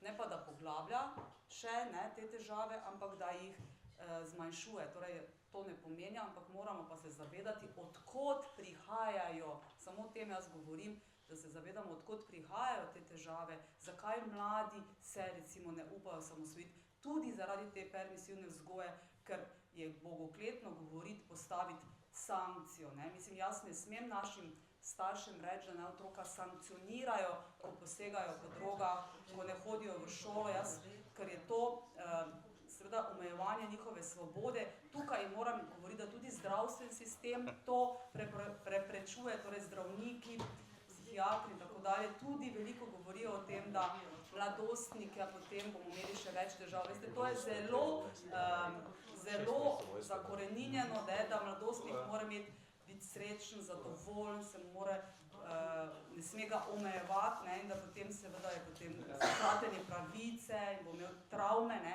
Jaz pa vem, ko delam z mladimi, travme niso takrat, ko ima nekdo red, strukturo, jasna pravila, to daje občutek varnosti, takrat se njegov živčni sistem umiri, drugače pa je zburjen in potrebuje takrat nekaj za umiritev, takrat nastopi prostor za razvoj zasvojenosti, za droge, alkohol, cigarete, digitalno tehnologijo, ki je v prvi vrsti seveda se olajšaš, ne, da občutek razbremenitve, na dolgi rok pa povzroča še več tesnobe, stisk, še več težav. Torej, jaz ne govorim o tem in jaz mislim, da je to pomembno vedeti, da potrebujejo mladostniki jasno mejo pa strukturo, da razvajanost in neodgovornost pomeni ravno to, da bodo ljudje še bolj nesamozavestni, še bolj ne bodo pripravljeni na odhod od doma, na delo, trg dela in tako dalje, ne. Ampak imeti vzadej, odhod to je in kako pomagati, da bodo potem na koncu oni lahko odgovorni, zreli, samostojni posamezniki. No, jaz moram tukaj dodati eno osebno izkušnjo, namreč pol leta nazaj sem pričal na sodišču za enega direktorja enega podjetja, ki je prišel skupaj z ženo sta prišla k meni, enkrat v času, ko je bila njuna hčerka stara 17 let pa pol. Prišla sta s težavo, hčerka sta ugotovila, da zloraba pač uživa droge, dvakrat se je zgodilo, da je za cel vikend zginila, sploh niso vedeli, kje je, kaj se z njo dogaja, pa sta prišla sem in po navodilo, kako ne reagirati. In jaz sem jima kot psiholog rekel, zdaj tako, imamo še 3/4 leta časa, dokler ne bo 18 let stara, in treba postaviti zelo jasna pravila, pač preprečiti to, da bo uživala droge in tako naprej, tudi kako ne reagirate, sem vse razložil, sem rekel, sam se morate odločiti, da boste striktno, ker to bo težko. Zdaj ste videli pač toliko in toliko let popuščala, zdaj bo hudo. In sta se oba dva strinjala, mi smo strokovno k temu pristopili. Potem sta jo dobila, da se mesidžira z dilerjem za drogo. Sta jo vzela telefon in sta jo v sobo, sta rekla, da imaš pa zapor, danes ne greš nikamor ven. V svojo sobo sta pač rekla, nimaš izhoda. Drugo jutro, oče jo je vozil v šolo, da ja ne bo kje kam zašla. Ko je prišla v šolo, je šla psihologini, ali je bila, ne vem, sociolog, ne vem, pač eni delavki socialni, ne vem, kaj je bila po izobrazbi, in je rekla, da jo doma maltretirajo, da so jo zaprli v sobo in tako je prišla služba, on je bil kazensko obdolžen, da zdaj maltretira pa zlorablja otroka. Jaz sem šel pol na sodišče, tam se je sodnica z mano kregala, da sem rekel, zdaj pa takole. Delala sta izključno po mojih navodilih, strokovnih navodilih, za katere zdaj lahko še enkrat napišem svoje mnenje. Kaj boste pa vi naredili zaradi takih stvari, ker zdaj boste vi maltretirali starše, ker so otroku, ki je hotel iti po drogo, so mu vzeli telefon, da ne bo mogel komunicirati z dilerjem, pa zato, ker so mu rekli, da nima izhoda danes iz stanovanja, pri 18 letih mu tako ne bomo mogli več ničesar narediti. In sem rekel, ampak to je povezano ne samo s šolskim sistemom, to je povezano tudi s sistemom pravosodja in tako naprej. In dokler te stvari ne bojo imeli enotnega imenovalca, mi teh problemov sploh ne bomo mogli rešiti. Hvala, jaz bi počasi šli na razpravo, da ne smo predolgi, ampak jaz glede na to, da smo zaradi mladih in ker smo mi zelo ponosni na našega Nejca, da se je sploh odločil, da se nam pridruži, ker dejstvo je, da vedno so bile za nami mlajše generacije, da vedno so se zdele starejše generacije mlajšim čudne in obratno, pa vedno je svet preživel že tisočletja, bi vseeno vprašala Nejca, zakaj si se, glede na to, da te čaka tudi uspešna kariera, da prihajaš res iz zelo urejene družine, zakaj si se odločil, da se nam pridružiš, zakaj si vstopil v bistvu tudi na politični parket, kje vidiš, da bi lahko prispeval, kaj pričakuješ tudi od nas, starejših? tekom tele vaše debate sem imel eno stvar v mislih, da najprej to dam iz sebe, se pravi, mogoče vprašanje za celotno publiko, no, preden odgovorim na vprašanje. A se zavedate mogoče, da bom jaz oziroma mladi, ki so mlajši od mene, vam zagotavljali penzijo oziroma je treba res naslavljati težave, ki je gospa Lea naslovila, kako bomo mi to generacijo oziroma nas mlade izobrazili, izučili, da bomo, bi rekel, kompetentni, posledično skrbeti za vas, ko boste starejši, ko boste v penzionu, nekateri ste že, ampak mi smo tukaj za vam. Se pravi, mi smo generacija, ki prihaja, ki bo mogla zafilati delovna mesta, ki bo prišla na mesta za odločanje. In tukaj res treba se vprašati, a nudimo mladim dosti opore, a rešujemo, bi rekel, težave sistemsko, se pravi, a bomo recimo šolski sistem posledično spremenili, dali, bi rekel, v šole neko, kako živeti oziroma kako, ne vem, že bilanco narediti, če ne drugega, kako bomo pač iz meseca v mesec preživeli.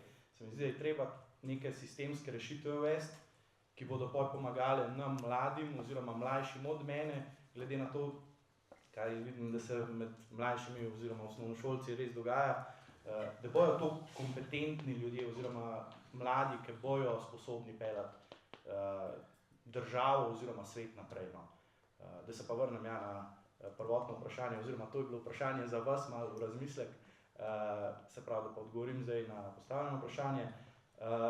Se pravi, že od mladih let se mi zdi, da sem nek tak tip človeka, ki rad raziskuje stvari, ki se rad vpraša zakaj. In že v osnovni šoli mi je nekdo enkrat rekel, pač to, ki govoriš za politika, in to sem malo vzel tako v hecu. Zdaj nedolgo nazaj, se pravi prav na ekonomski fakulteti, smo pa sedeli enkrat, tako kot sedite vi, sem sedel tam v zadnji klopi, nisem jih zelo vesten študent. In je enkrat tako vprašala profesorca, oziroma poglejte se med sabo in evo tukaj sedijo bodoči inženirji, bodoči zdravstveni delavci. Mogoče od vas bo tudi kdo v politiki. In takrat se mi je to res dotaknil in sploh ob pobudi gospoda Lotriča, se pravi samo programu, sem res začutil, da je to mogoče moja vstopna točka v svet politike, da mogoče res predstavim tukaj svoj glas, glas mladih, glas fantov s podeželja oziroma ljudi iz kmečkega okolja in upam, da bo to neka pot, ki sem si jo zadal, da bo pač pot do uspeha oziroma do nekih korenitih sprememb tudi v sistemu posledično. Hvala. Hvala.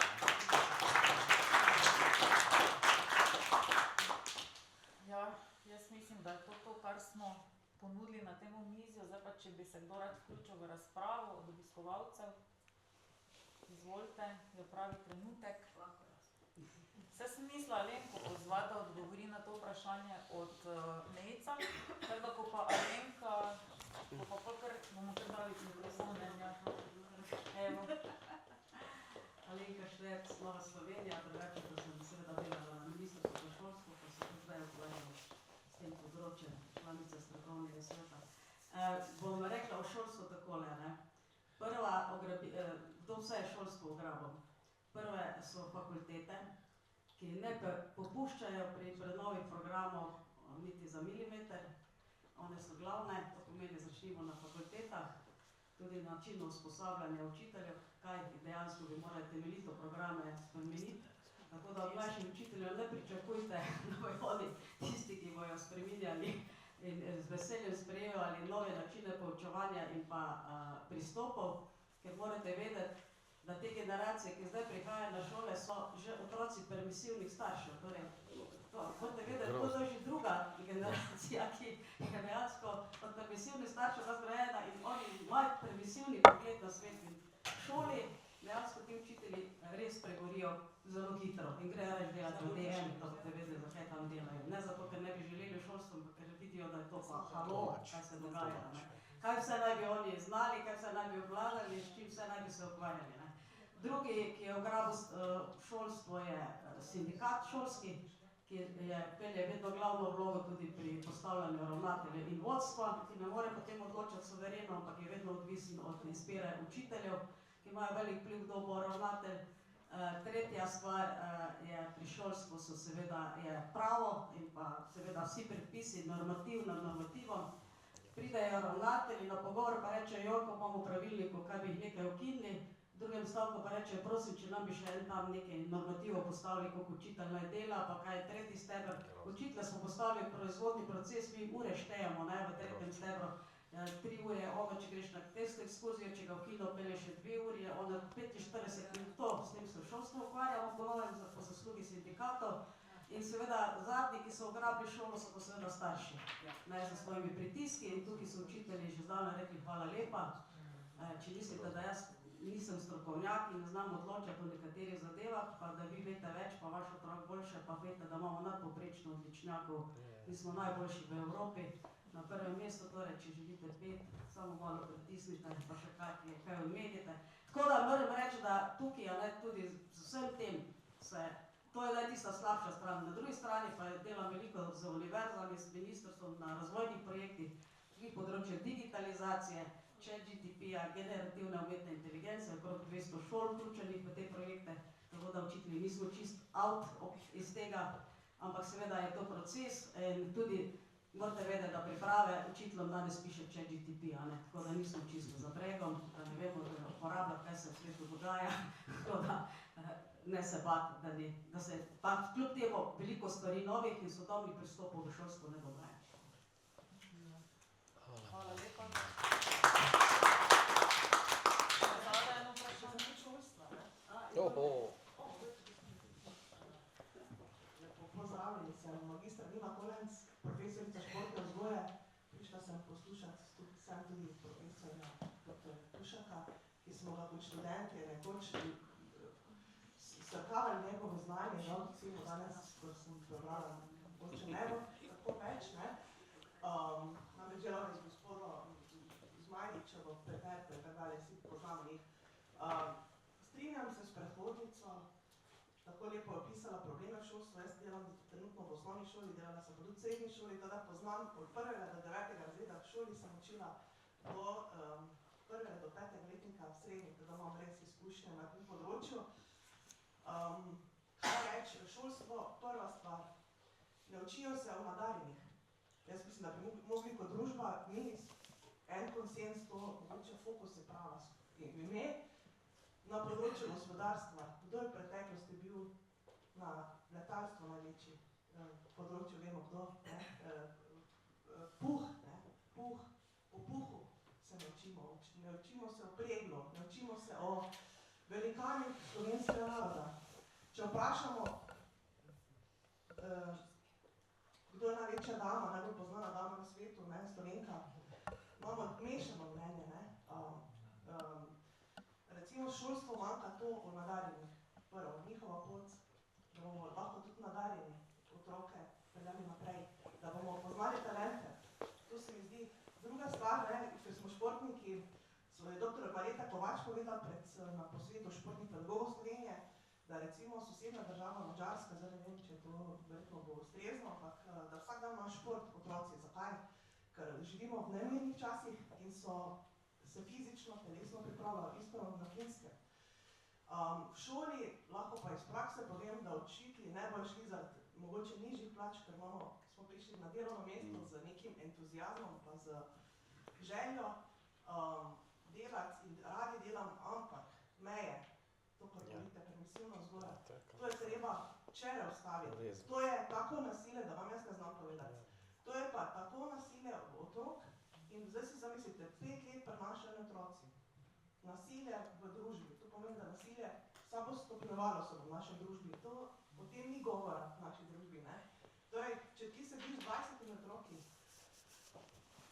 ki te konstantno izvaja nasilje, učitelji opozarjajo iste probleme, se nič ne zgodi, prvi, drugič, tretjič, tretjega opomina se ne pride do prešolanja, zato ker se morajo ravnatelji s seboj dogovoriti v praksi. Vsi poznamo te primere, ne. Potem tudi mi izgubljamo voljo, ki smo notri v zrelih letih oziroma v srednjih letih in nešteto je kolegov, ki bojo odšli iz šolstva v teh letih, ki bi lahko kadali. In tudi pritisk iz osnovne šole v srednje šole je izjemen. Ni res, da ni učiteljev. V srednjo šolo bi marsikdo račel tudi, ne, zato ker je v osnovni šoli postalo včasih, odvisno kje si, mogoče na podeželju lažje, težje delati. Ne. Pa, ker delam tudi dosti z migranti, lahko rečem, da imamo Ukrajince z Gaze in tudi v drugotih, da oni se z lahkoto asimilirajo, oziroma jezikovno ne, toliko, ampak radi pridejo, se bojo potrudili. Problem so, kako se rekli, socialna slovenska, ki je ne moreš pokazati nej in utruja učiteljski kader, ravnatelje in vse. Kaj ste rekli, da lahko karkoli ti reče otrok, to drži? To pomeni, da bo jutri v gospodarstvu vam lahko nekdo karkoli rekel. Ne?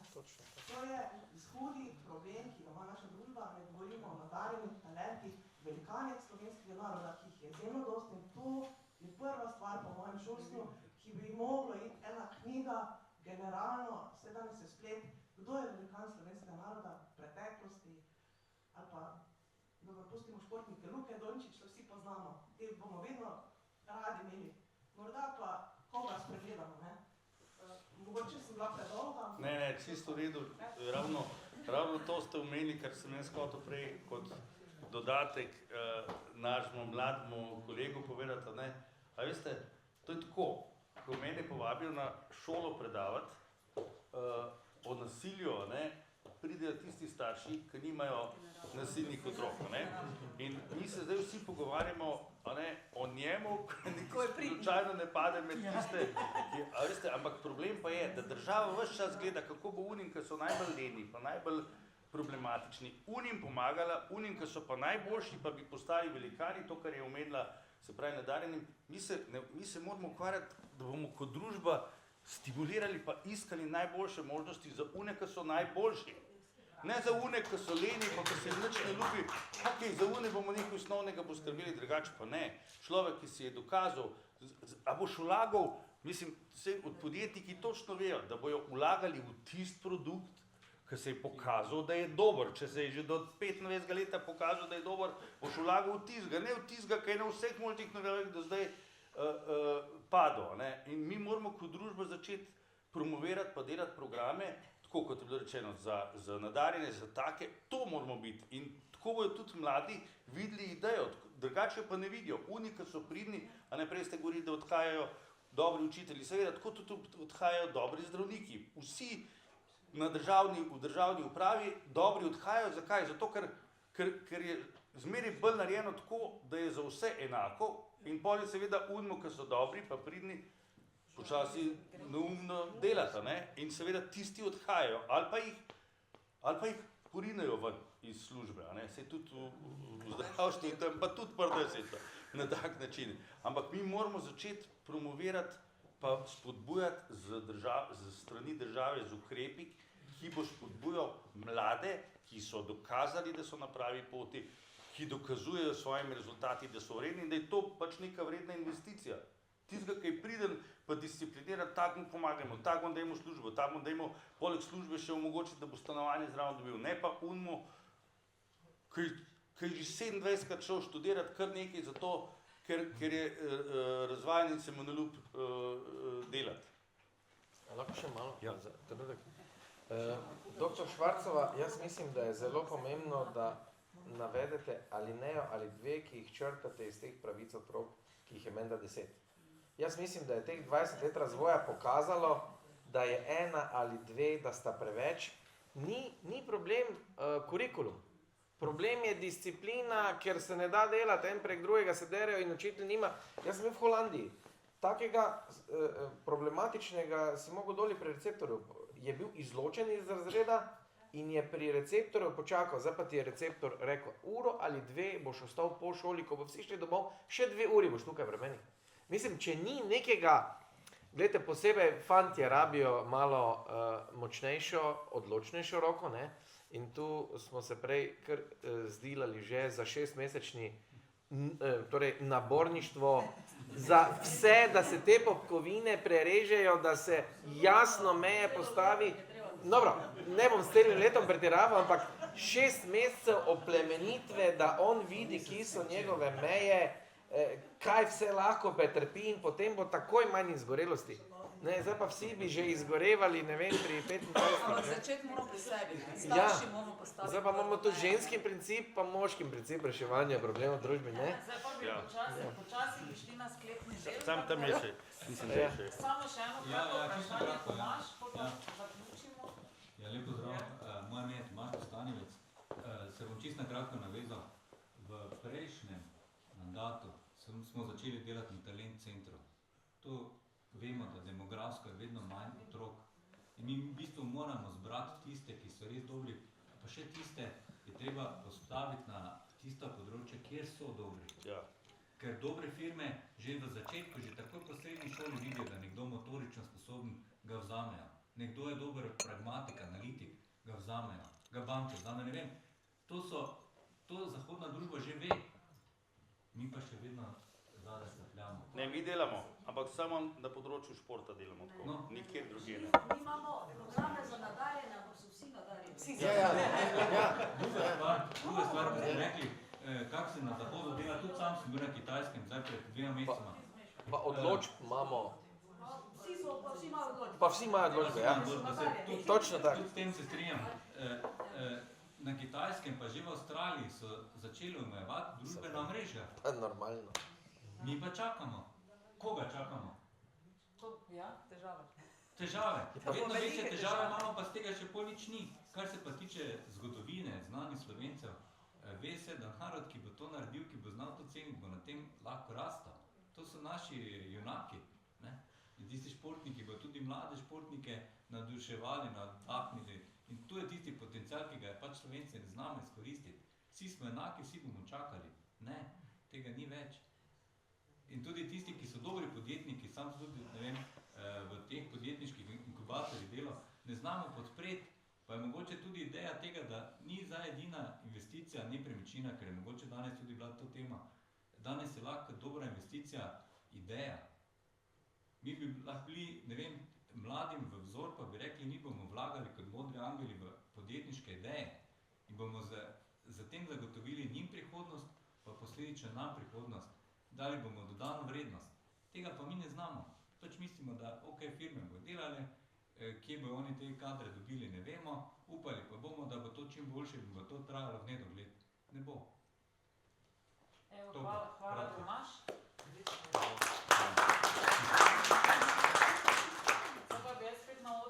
Povabila gospoda Lotriča, vkolikor bi želel pokomentirati cel dogodek, lepo prosim. Hkrati bi pa k njemu povabila še ostale naše kandidate, pa bi kar po vrsti poklicala. Vsak od vas tudi ima možnost, da še stavek 2 o tem, zakaj se boste zavzemali, ker ste z različnih področij, da vas ljudje malo spoznajo. Gospod Rok Šimenc, dr. Tomaž Kostanjevec, Mojca Tovornik,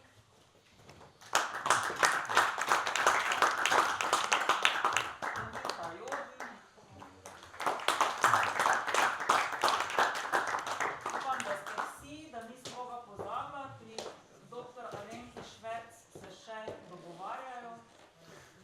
Bi pa mogoče bilo fajn, Alenka, glede na to, koliko imaš kilometrine, da se pridružiš. Pa če bi lahko stopili do predsednika, ne zdaj obkoli.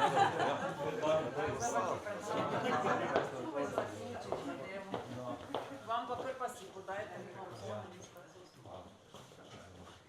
Evo, hvala lepa, seveda naši okrogli mizi, predvsem pa seveda udeležencem te okrogle mize. Jaz verjamem, da smo slišali, sej sem slišal veliko dobrega, veliko dobrih predlogov, ki bojo zagotovo morali najti to svetlobo, se pravi resničitev. In danes smo v bistvu te bolj malo slišali, zaradi tega, ker smo ti vsi hoteli toliko veliko povedati. In to je zdaj problem nas starejših, da želimo mladim vcepiti v glavo, kaj oni rabijo. Dajmo se tukaj malo povprašati res, to sem se največ naučil. Res, dajmo mlade poslušati in če se prav spomnim, pa še ni bilo toliko nazaj, sem tudi jaz razmišljal, da bomo mi plačevali starejšemu v penzijski fond. pa da so nam učitelji, tako kot smo bili nekje, a ne, pa so rekli, vi ste naša prihodnost, na vas bomo gradili, pa tako naprej, a ne, in vi boste nas vodili in tako. Ja, glejte, res se to hitro obrne, ne, generacija, 2 generaciji, ne vem, sta tukaj okrog in res je vedno je na mladih svet stoji, dokaj časa bomo pa še malo pomagali, ne, tako da. Kako in zakaj pravzaprav pa ni zakon dober, v smislu ljudje nočejo oddajati se pravi nepremičnin, ker jih zakon najemnike preveč ščiti. Jaz se tudi strinjam, da je to malo za lase privlečen, to govorijo tisti, ki imajo na črno ali pa na sivo posojeno oziroma dano nepremičnino v najem. Poznam pa enega računovodja, ki ima dejansko vse po papirjih, rekel, malo se nič ne bojim, jaz sem jih spravil že toliko ven, ampak vse malo podpisan, pri notarju je zapisan, 2-krat ne plača, deložacija in noben se ni mogel dodošiti na točko. Tako da, če bi delali mi po pravilih, za katere smo se dogovorili in se moramo dogovoriti, potem nam ni panike. Poglejte, trenutno se zelo ukinjajo storitvena dejavnost na področju, recimo, kozmetike. Zakaj? Ker ni dela, pravijo. Sej meni so tako povedali na obrtni zbornici v Škofji. In zakaj ni dela? Zdaj razvijam idejo naprej.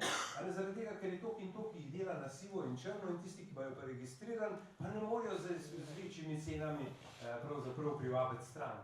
In krog je zaključen. Tudi tiste, ki imajo zdaj uradno, bojo dali nazaj in bojo delali na črno. No, to je pa tista zadeva, kdaj bereš najmanj davka. Takrat imaš stopno 0% in takrat imaš stopno 100%. To se pravi, mi se preveč bližamo 100%, ljudem se ne splača delati in postaja anarhija. Ne? In tukaj noter mi to anarhijo moramo pač postaviti v neke normalne pogoje, nepervisivne vzgoje, tudi med starejše in tiste, ki ustvarjamo življenje.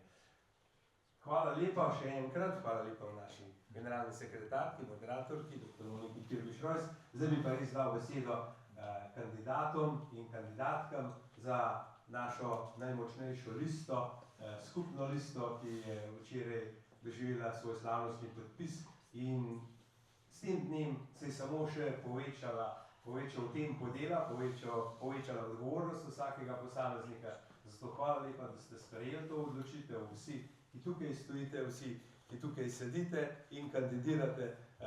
Hvala lepa in evo, izvolite imate nič važen koliko minut, kolikor želite, se predstavite. Hvala lepa.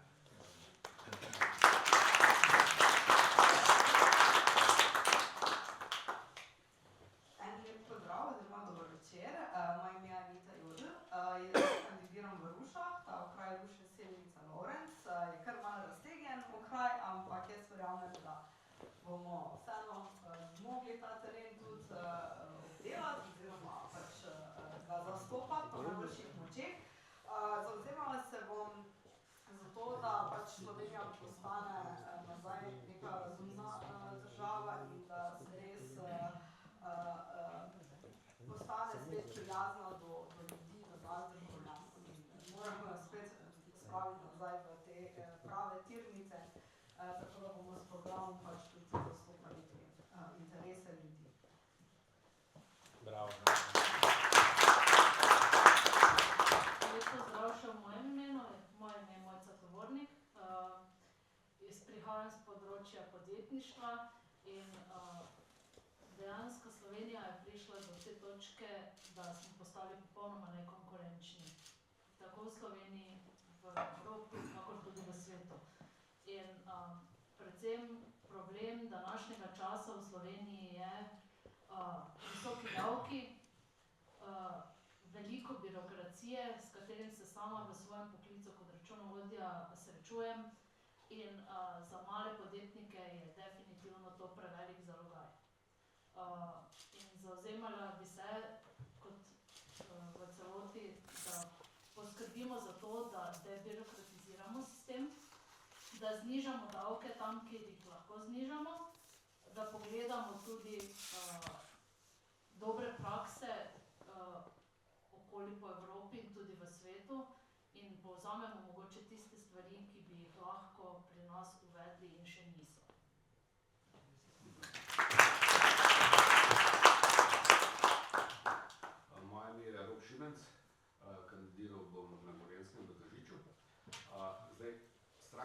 se predvsem fokusira na gospodarstvo in na regionalni razvoj. In točno te so teme, s katerimi sem se jaz ukvarjal celo življenje.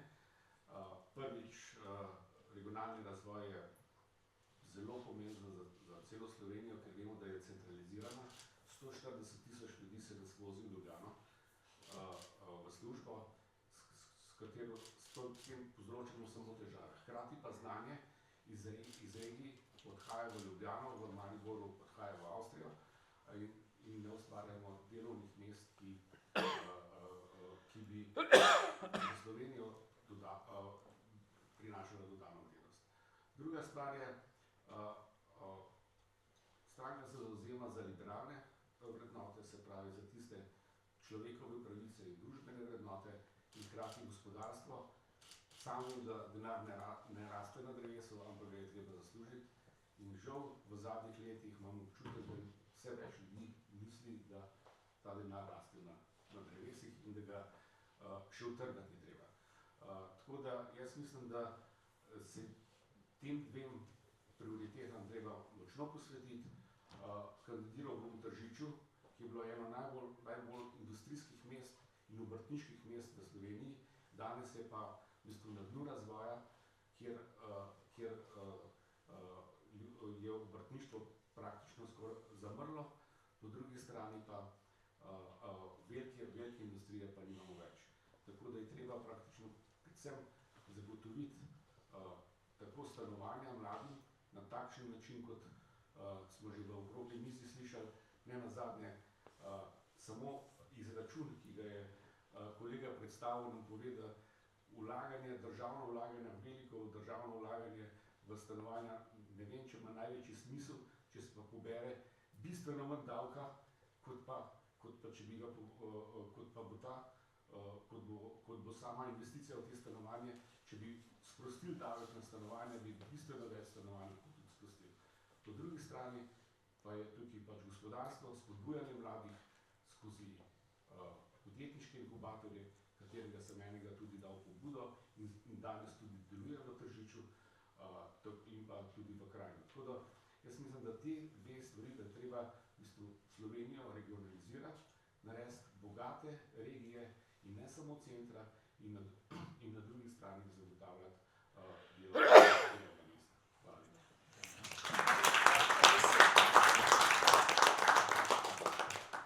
Ja, lep pozdrav, čisto na kratko, ker vem, da se vsem že počasi odmori. Moje ime je Tomaž Kostanjevec, sem doktor strojništva, dodiplomsko ekonomijo, kombinacijo z strojništvom, tudi pravo. Stranki sem se pridružil, ker vem, da sem se s predsednikom nekje srečala v Dubaju, da sem videl, da je družinsko podjetje tisto, kar je tudi mene gnalo, ker smo imeli sami družinsko podjetje, pa mi je bilo tako zanimivo, da je za tistim žarom to zagovarjal. Takrat sem rekel kot direktor Spirita še takrat, da se mi zdi, da je zgodba Slovenije v malem podjetništvu in da je to potencial, ki ga Slovenija enostavno ni nikoli znala izkoristiti. Tudi prej sem že začel o tem govoriti, zdi se mi, da mladi imamo ogromno potenciala, živimo v centru sveta, ampak ta potencial zgubljamo. Zgubljamo na ta način, da se mladi grejo v druge države, kjer dobijo boljše spodbude, dobijo boljšo infrastrukturo za razvoj ideje in tam enostavno ostanejo. Ampak to so mladi, ki imajo dodano vrednost ne 100.000 evrov, ko mi pričakujemo, da bomo imeli na posameznega zaposlenega. To so mladi, ki imajo milijonske. Ampak mi moramo biti za njimi v našem okolju prijazni in dati to okolje, omogočiti, da v tem okolju tudi vzplijejo. Ker če bojo oni vzplili, bo tudi naša družba vzplila. Mi pa imamo enostavno tisto slovensko pregovorno faušijo.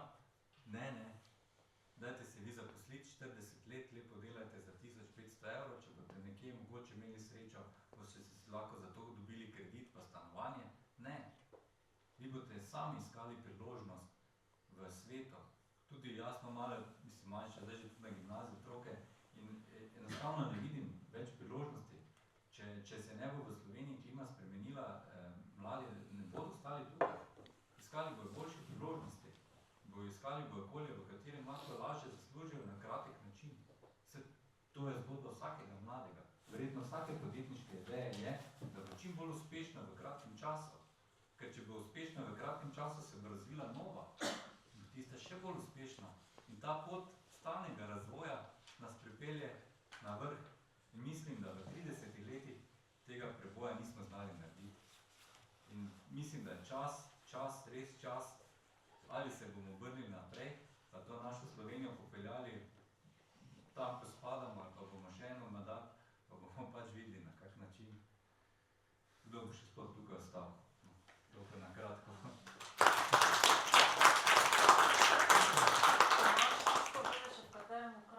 A ja, pardon, jaz sem se kar v Maribor 1, to je pa rajon Kamnica, Bresternica, Gaj, pa bolj tu Hočko Pohor je pa Rače in Fran. In spodnja in zgodnja predstava in Pragec.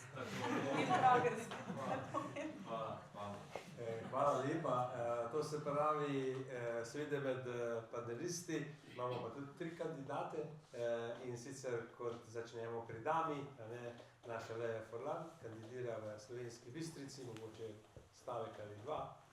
No, mene ste tako že spoznali, torej jaz kandidiram v Slovenski Bistrici, so mi včeraj 2 dni nazaj povedali, da me ne bo niti Monika mogla voliti, niti moj mož. Ne kandidiram v istem okraju, Ker so nas tako razdelili. No, v glavnem, jaz, kot ste videli, jaz sem se zavzemala predvsem na tem področju, ki ga jaz bolje poznam, in to je sicer šolstvo, sociala, javno zdravje, predvsem mlade, torej kako čim bolj pomagati, da bodo res mladi nekako se osamosvojili, samostojni, funkcionalni, lahko potem šli v pot neke zrelosti, odgovornosti v službo, si ustvarili tudi res neke pogoje za življenje. Tako da to so tista področja, ki jih bom jaz zagotovo zagovarjala, poleg seveda teh vrednot, ki jih zagovarja naša stranka, torej močno gospodarstvo, zato da bomo lahko tudi zagotovili te vse, tudi socialno državo. Hvala lepa.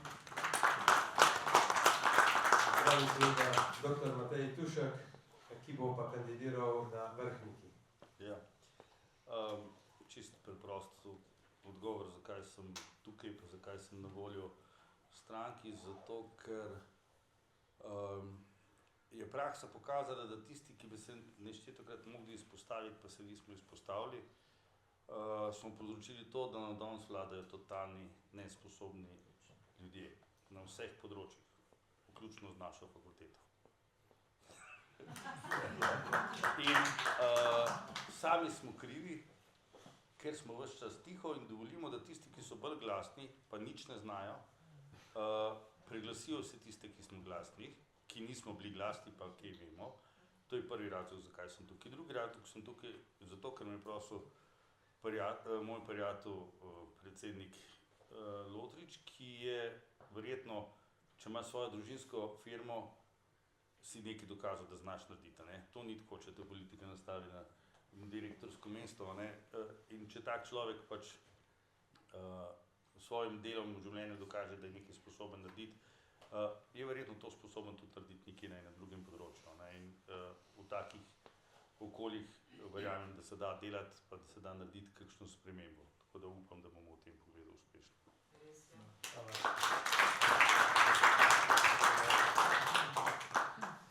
No in še tretji, v tem primeru tudi zadnji, nič o mladih brez mladih, pa vendarle Nejc Jagodic bo pa kandidiral v volilnem okraju Kranj 1. Jaz bom res zelo kratek, no. Se pravi, zavzemam oziroma plan, zakaj se pravi mladi vstopamo v politiko oziroma zakaj sem jaz vstopil, zato ker vidim potencial, ki ga ta država ima in geografsko in podjetniško in se pravi, plan je, da državo naredimo spet zdravo in se pravi tudi za naslednje generacije, kljub temu, da so toliko še mladi, je treba tudi gledati za naprej in res, da bo država zdrava, da bomo mladi radi ostajali tukaj, si gradili družine, prihodnost in da bomo uspeli v tem, kar nas veseli. Hvala lepa. Sredi ostalih kandidatov verjetno ne poznate, pa vendarle prihajajo iz različnih spektrov družbe. Mogoče ena od kandidatk Marita Šmit prihaja iz ravnateljica šole s prilagojenim programom, tako da razumemo pravzaprav, kaj ljudje in ranljive skupine potrebujejo. Potem imamo obrtnika leta Marka Kajzerja, ki bo v Ljubljani v Šiški 4 kandidiral. Imamo tudi Ivana Megliča, ki je trenutno župan Nakla, potem kandidira pa v Kranju 3. To je po interni razdelitvi, seveda spada to pod fokus. Na koncu ljudje pravzaprav ne bodo nič vedeli, v katero kvoto to spada. Na koncu se mi moramo kot ekipa, vseh 88 in vodstvo, dobro razumeti in ta energija, ki ste jo danes pokazali, me prav res navdušuje. Tako da hvala, da ste zdržali z nami. Zdaj bom pa res zelo kratek, zaradi tega, ker sem edini, ki vas zdržujem do sendvičev. Lepo vam je zadej.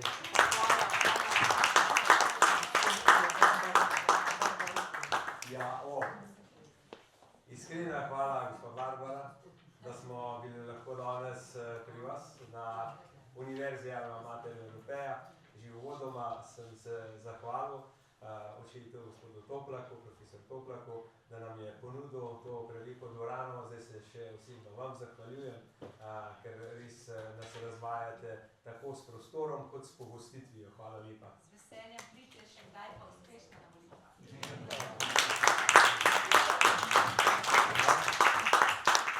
Hvala lepa, generalna, sedi človek bi vas kaj pozabil, ne bom. Hvala lepa za organizacijo.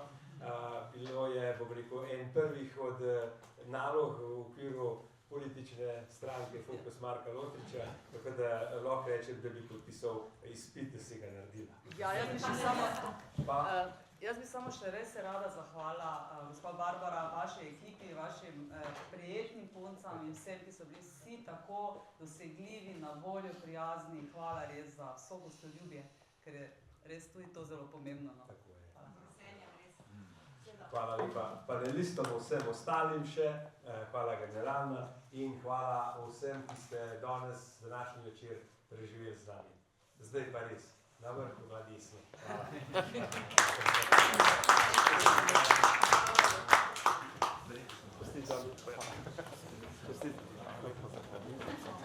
Hvala lepa.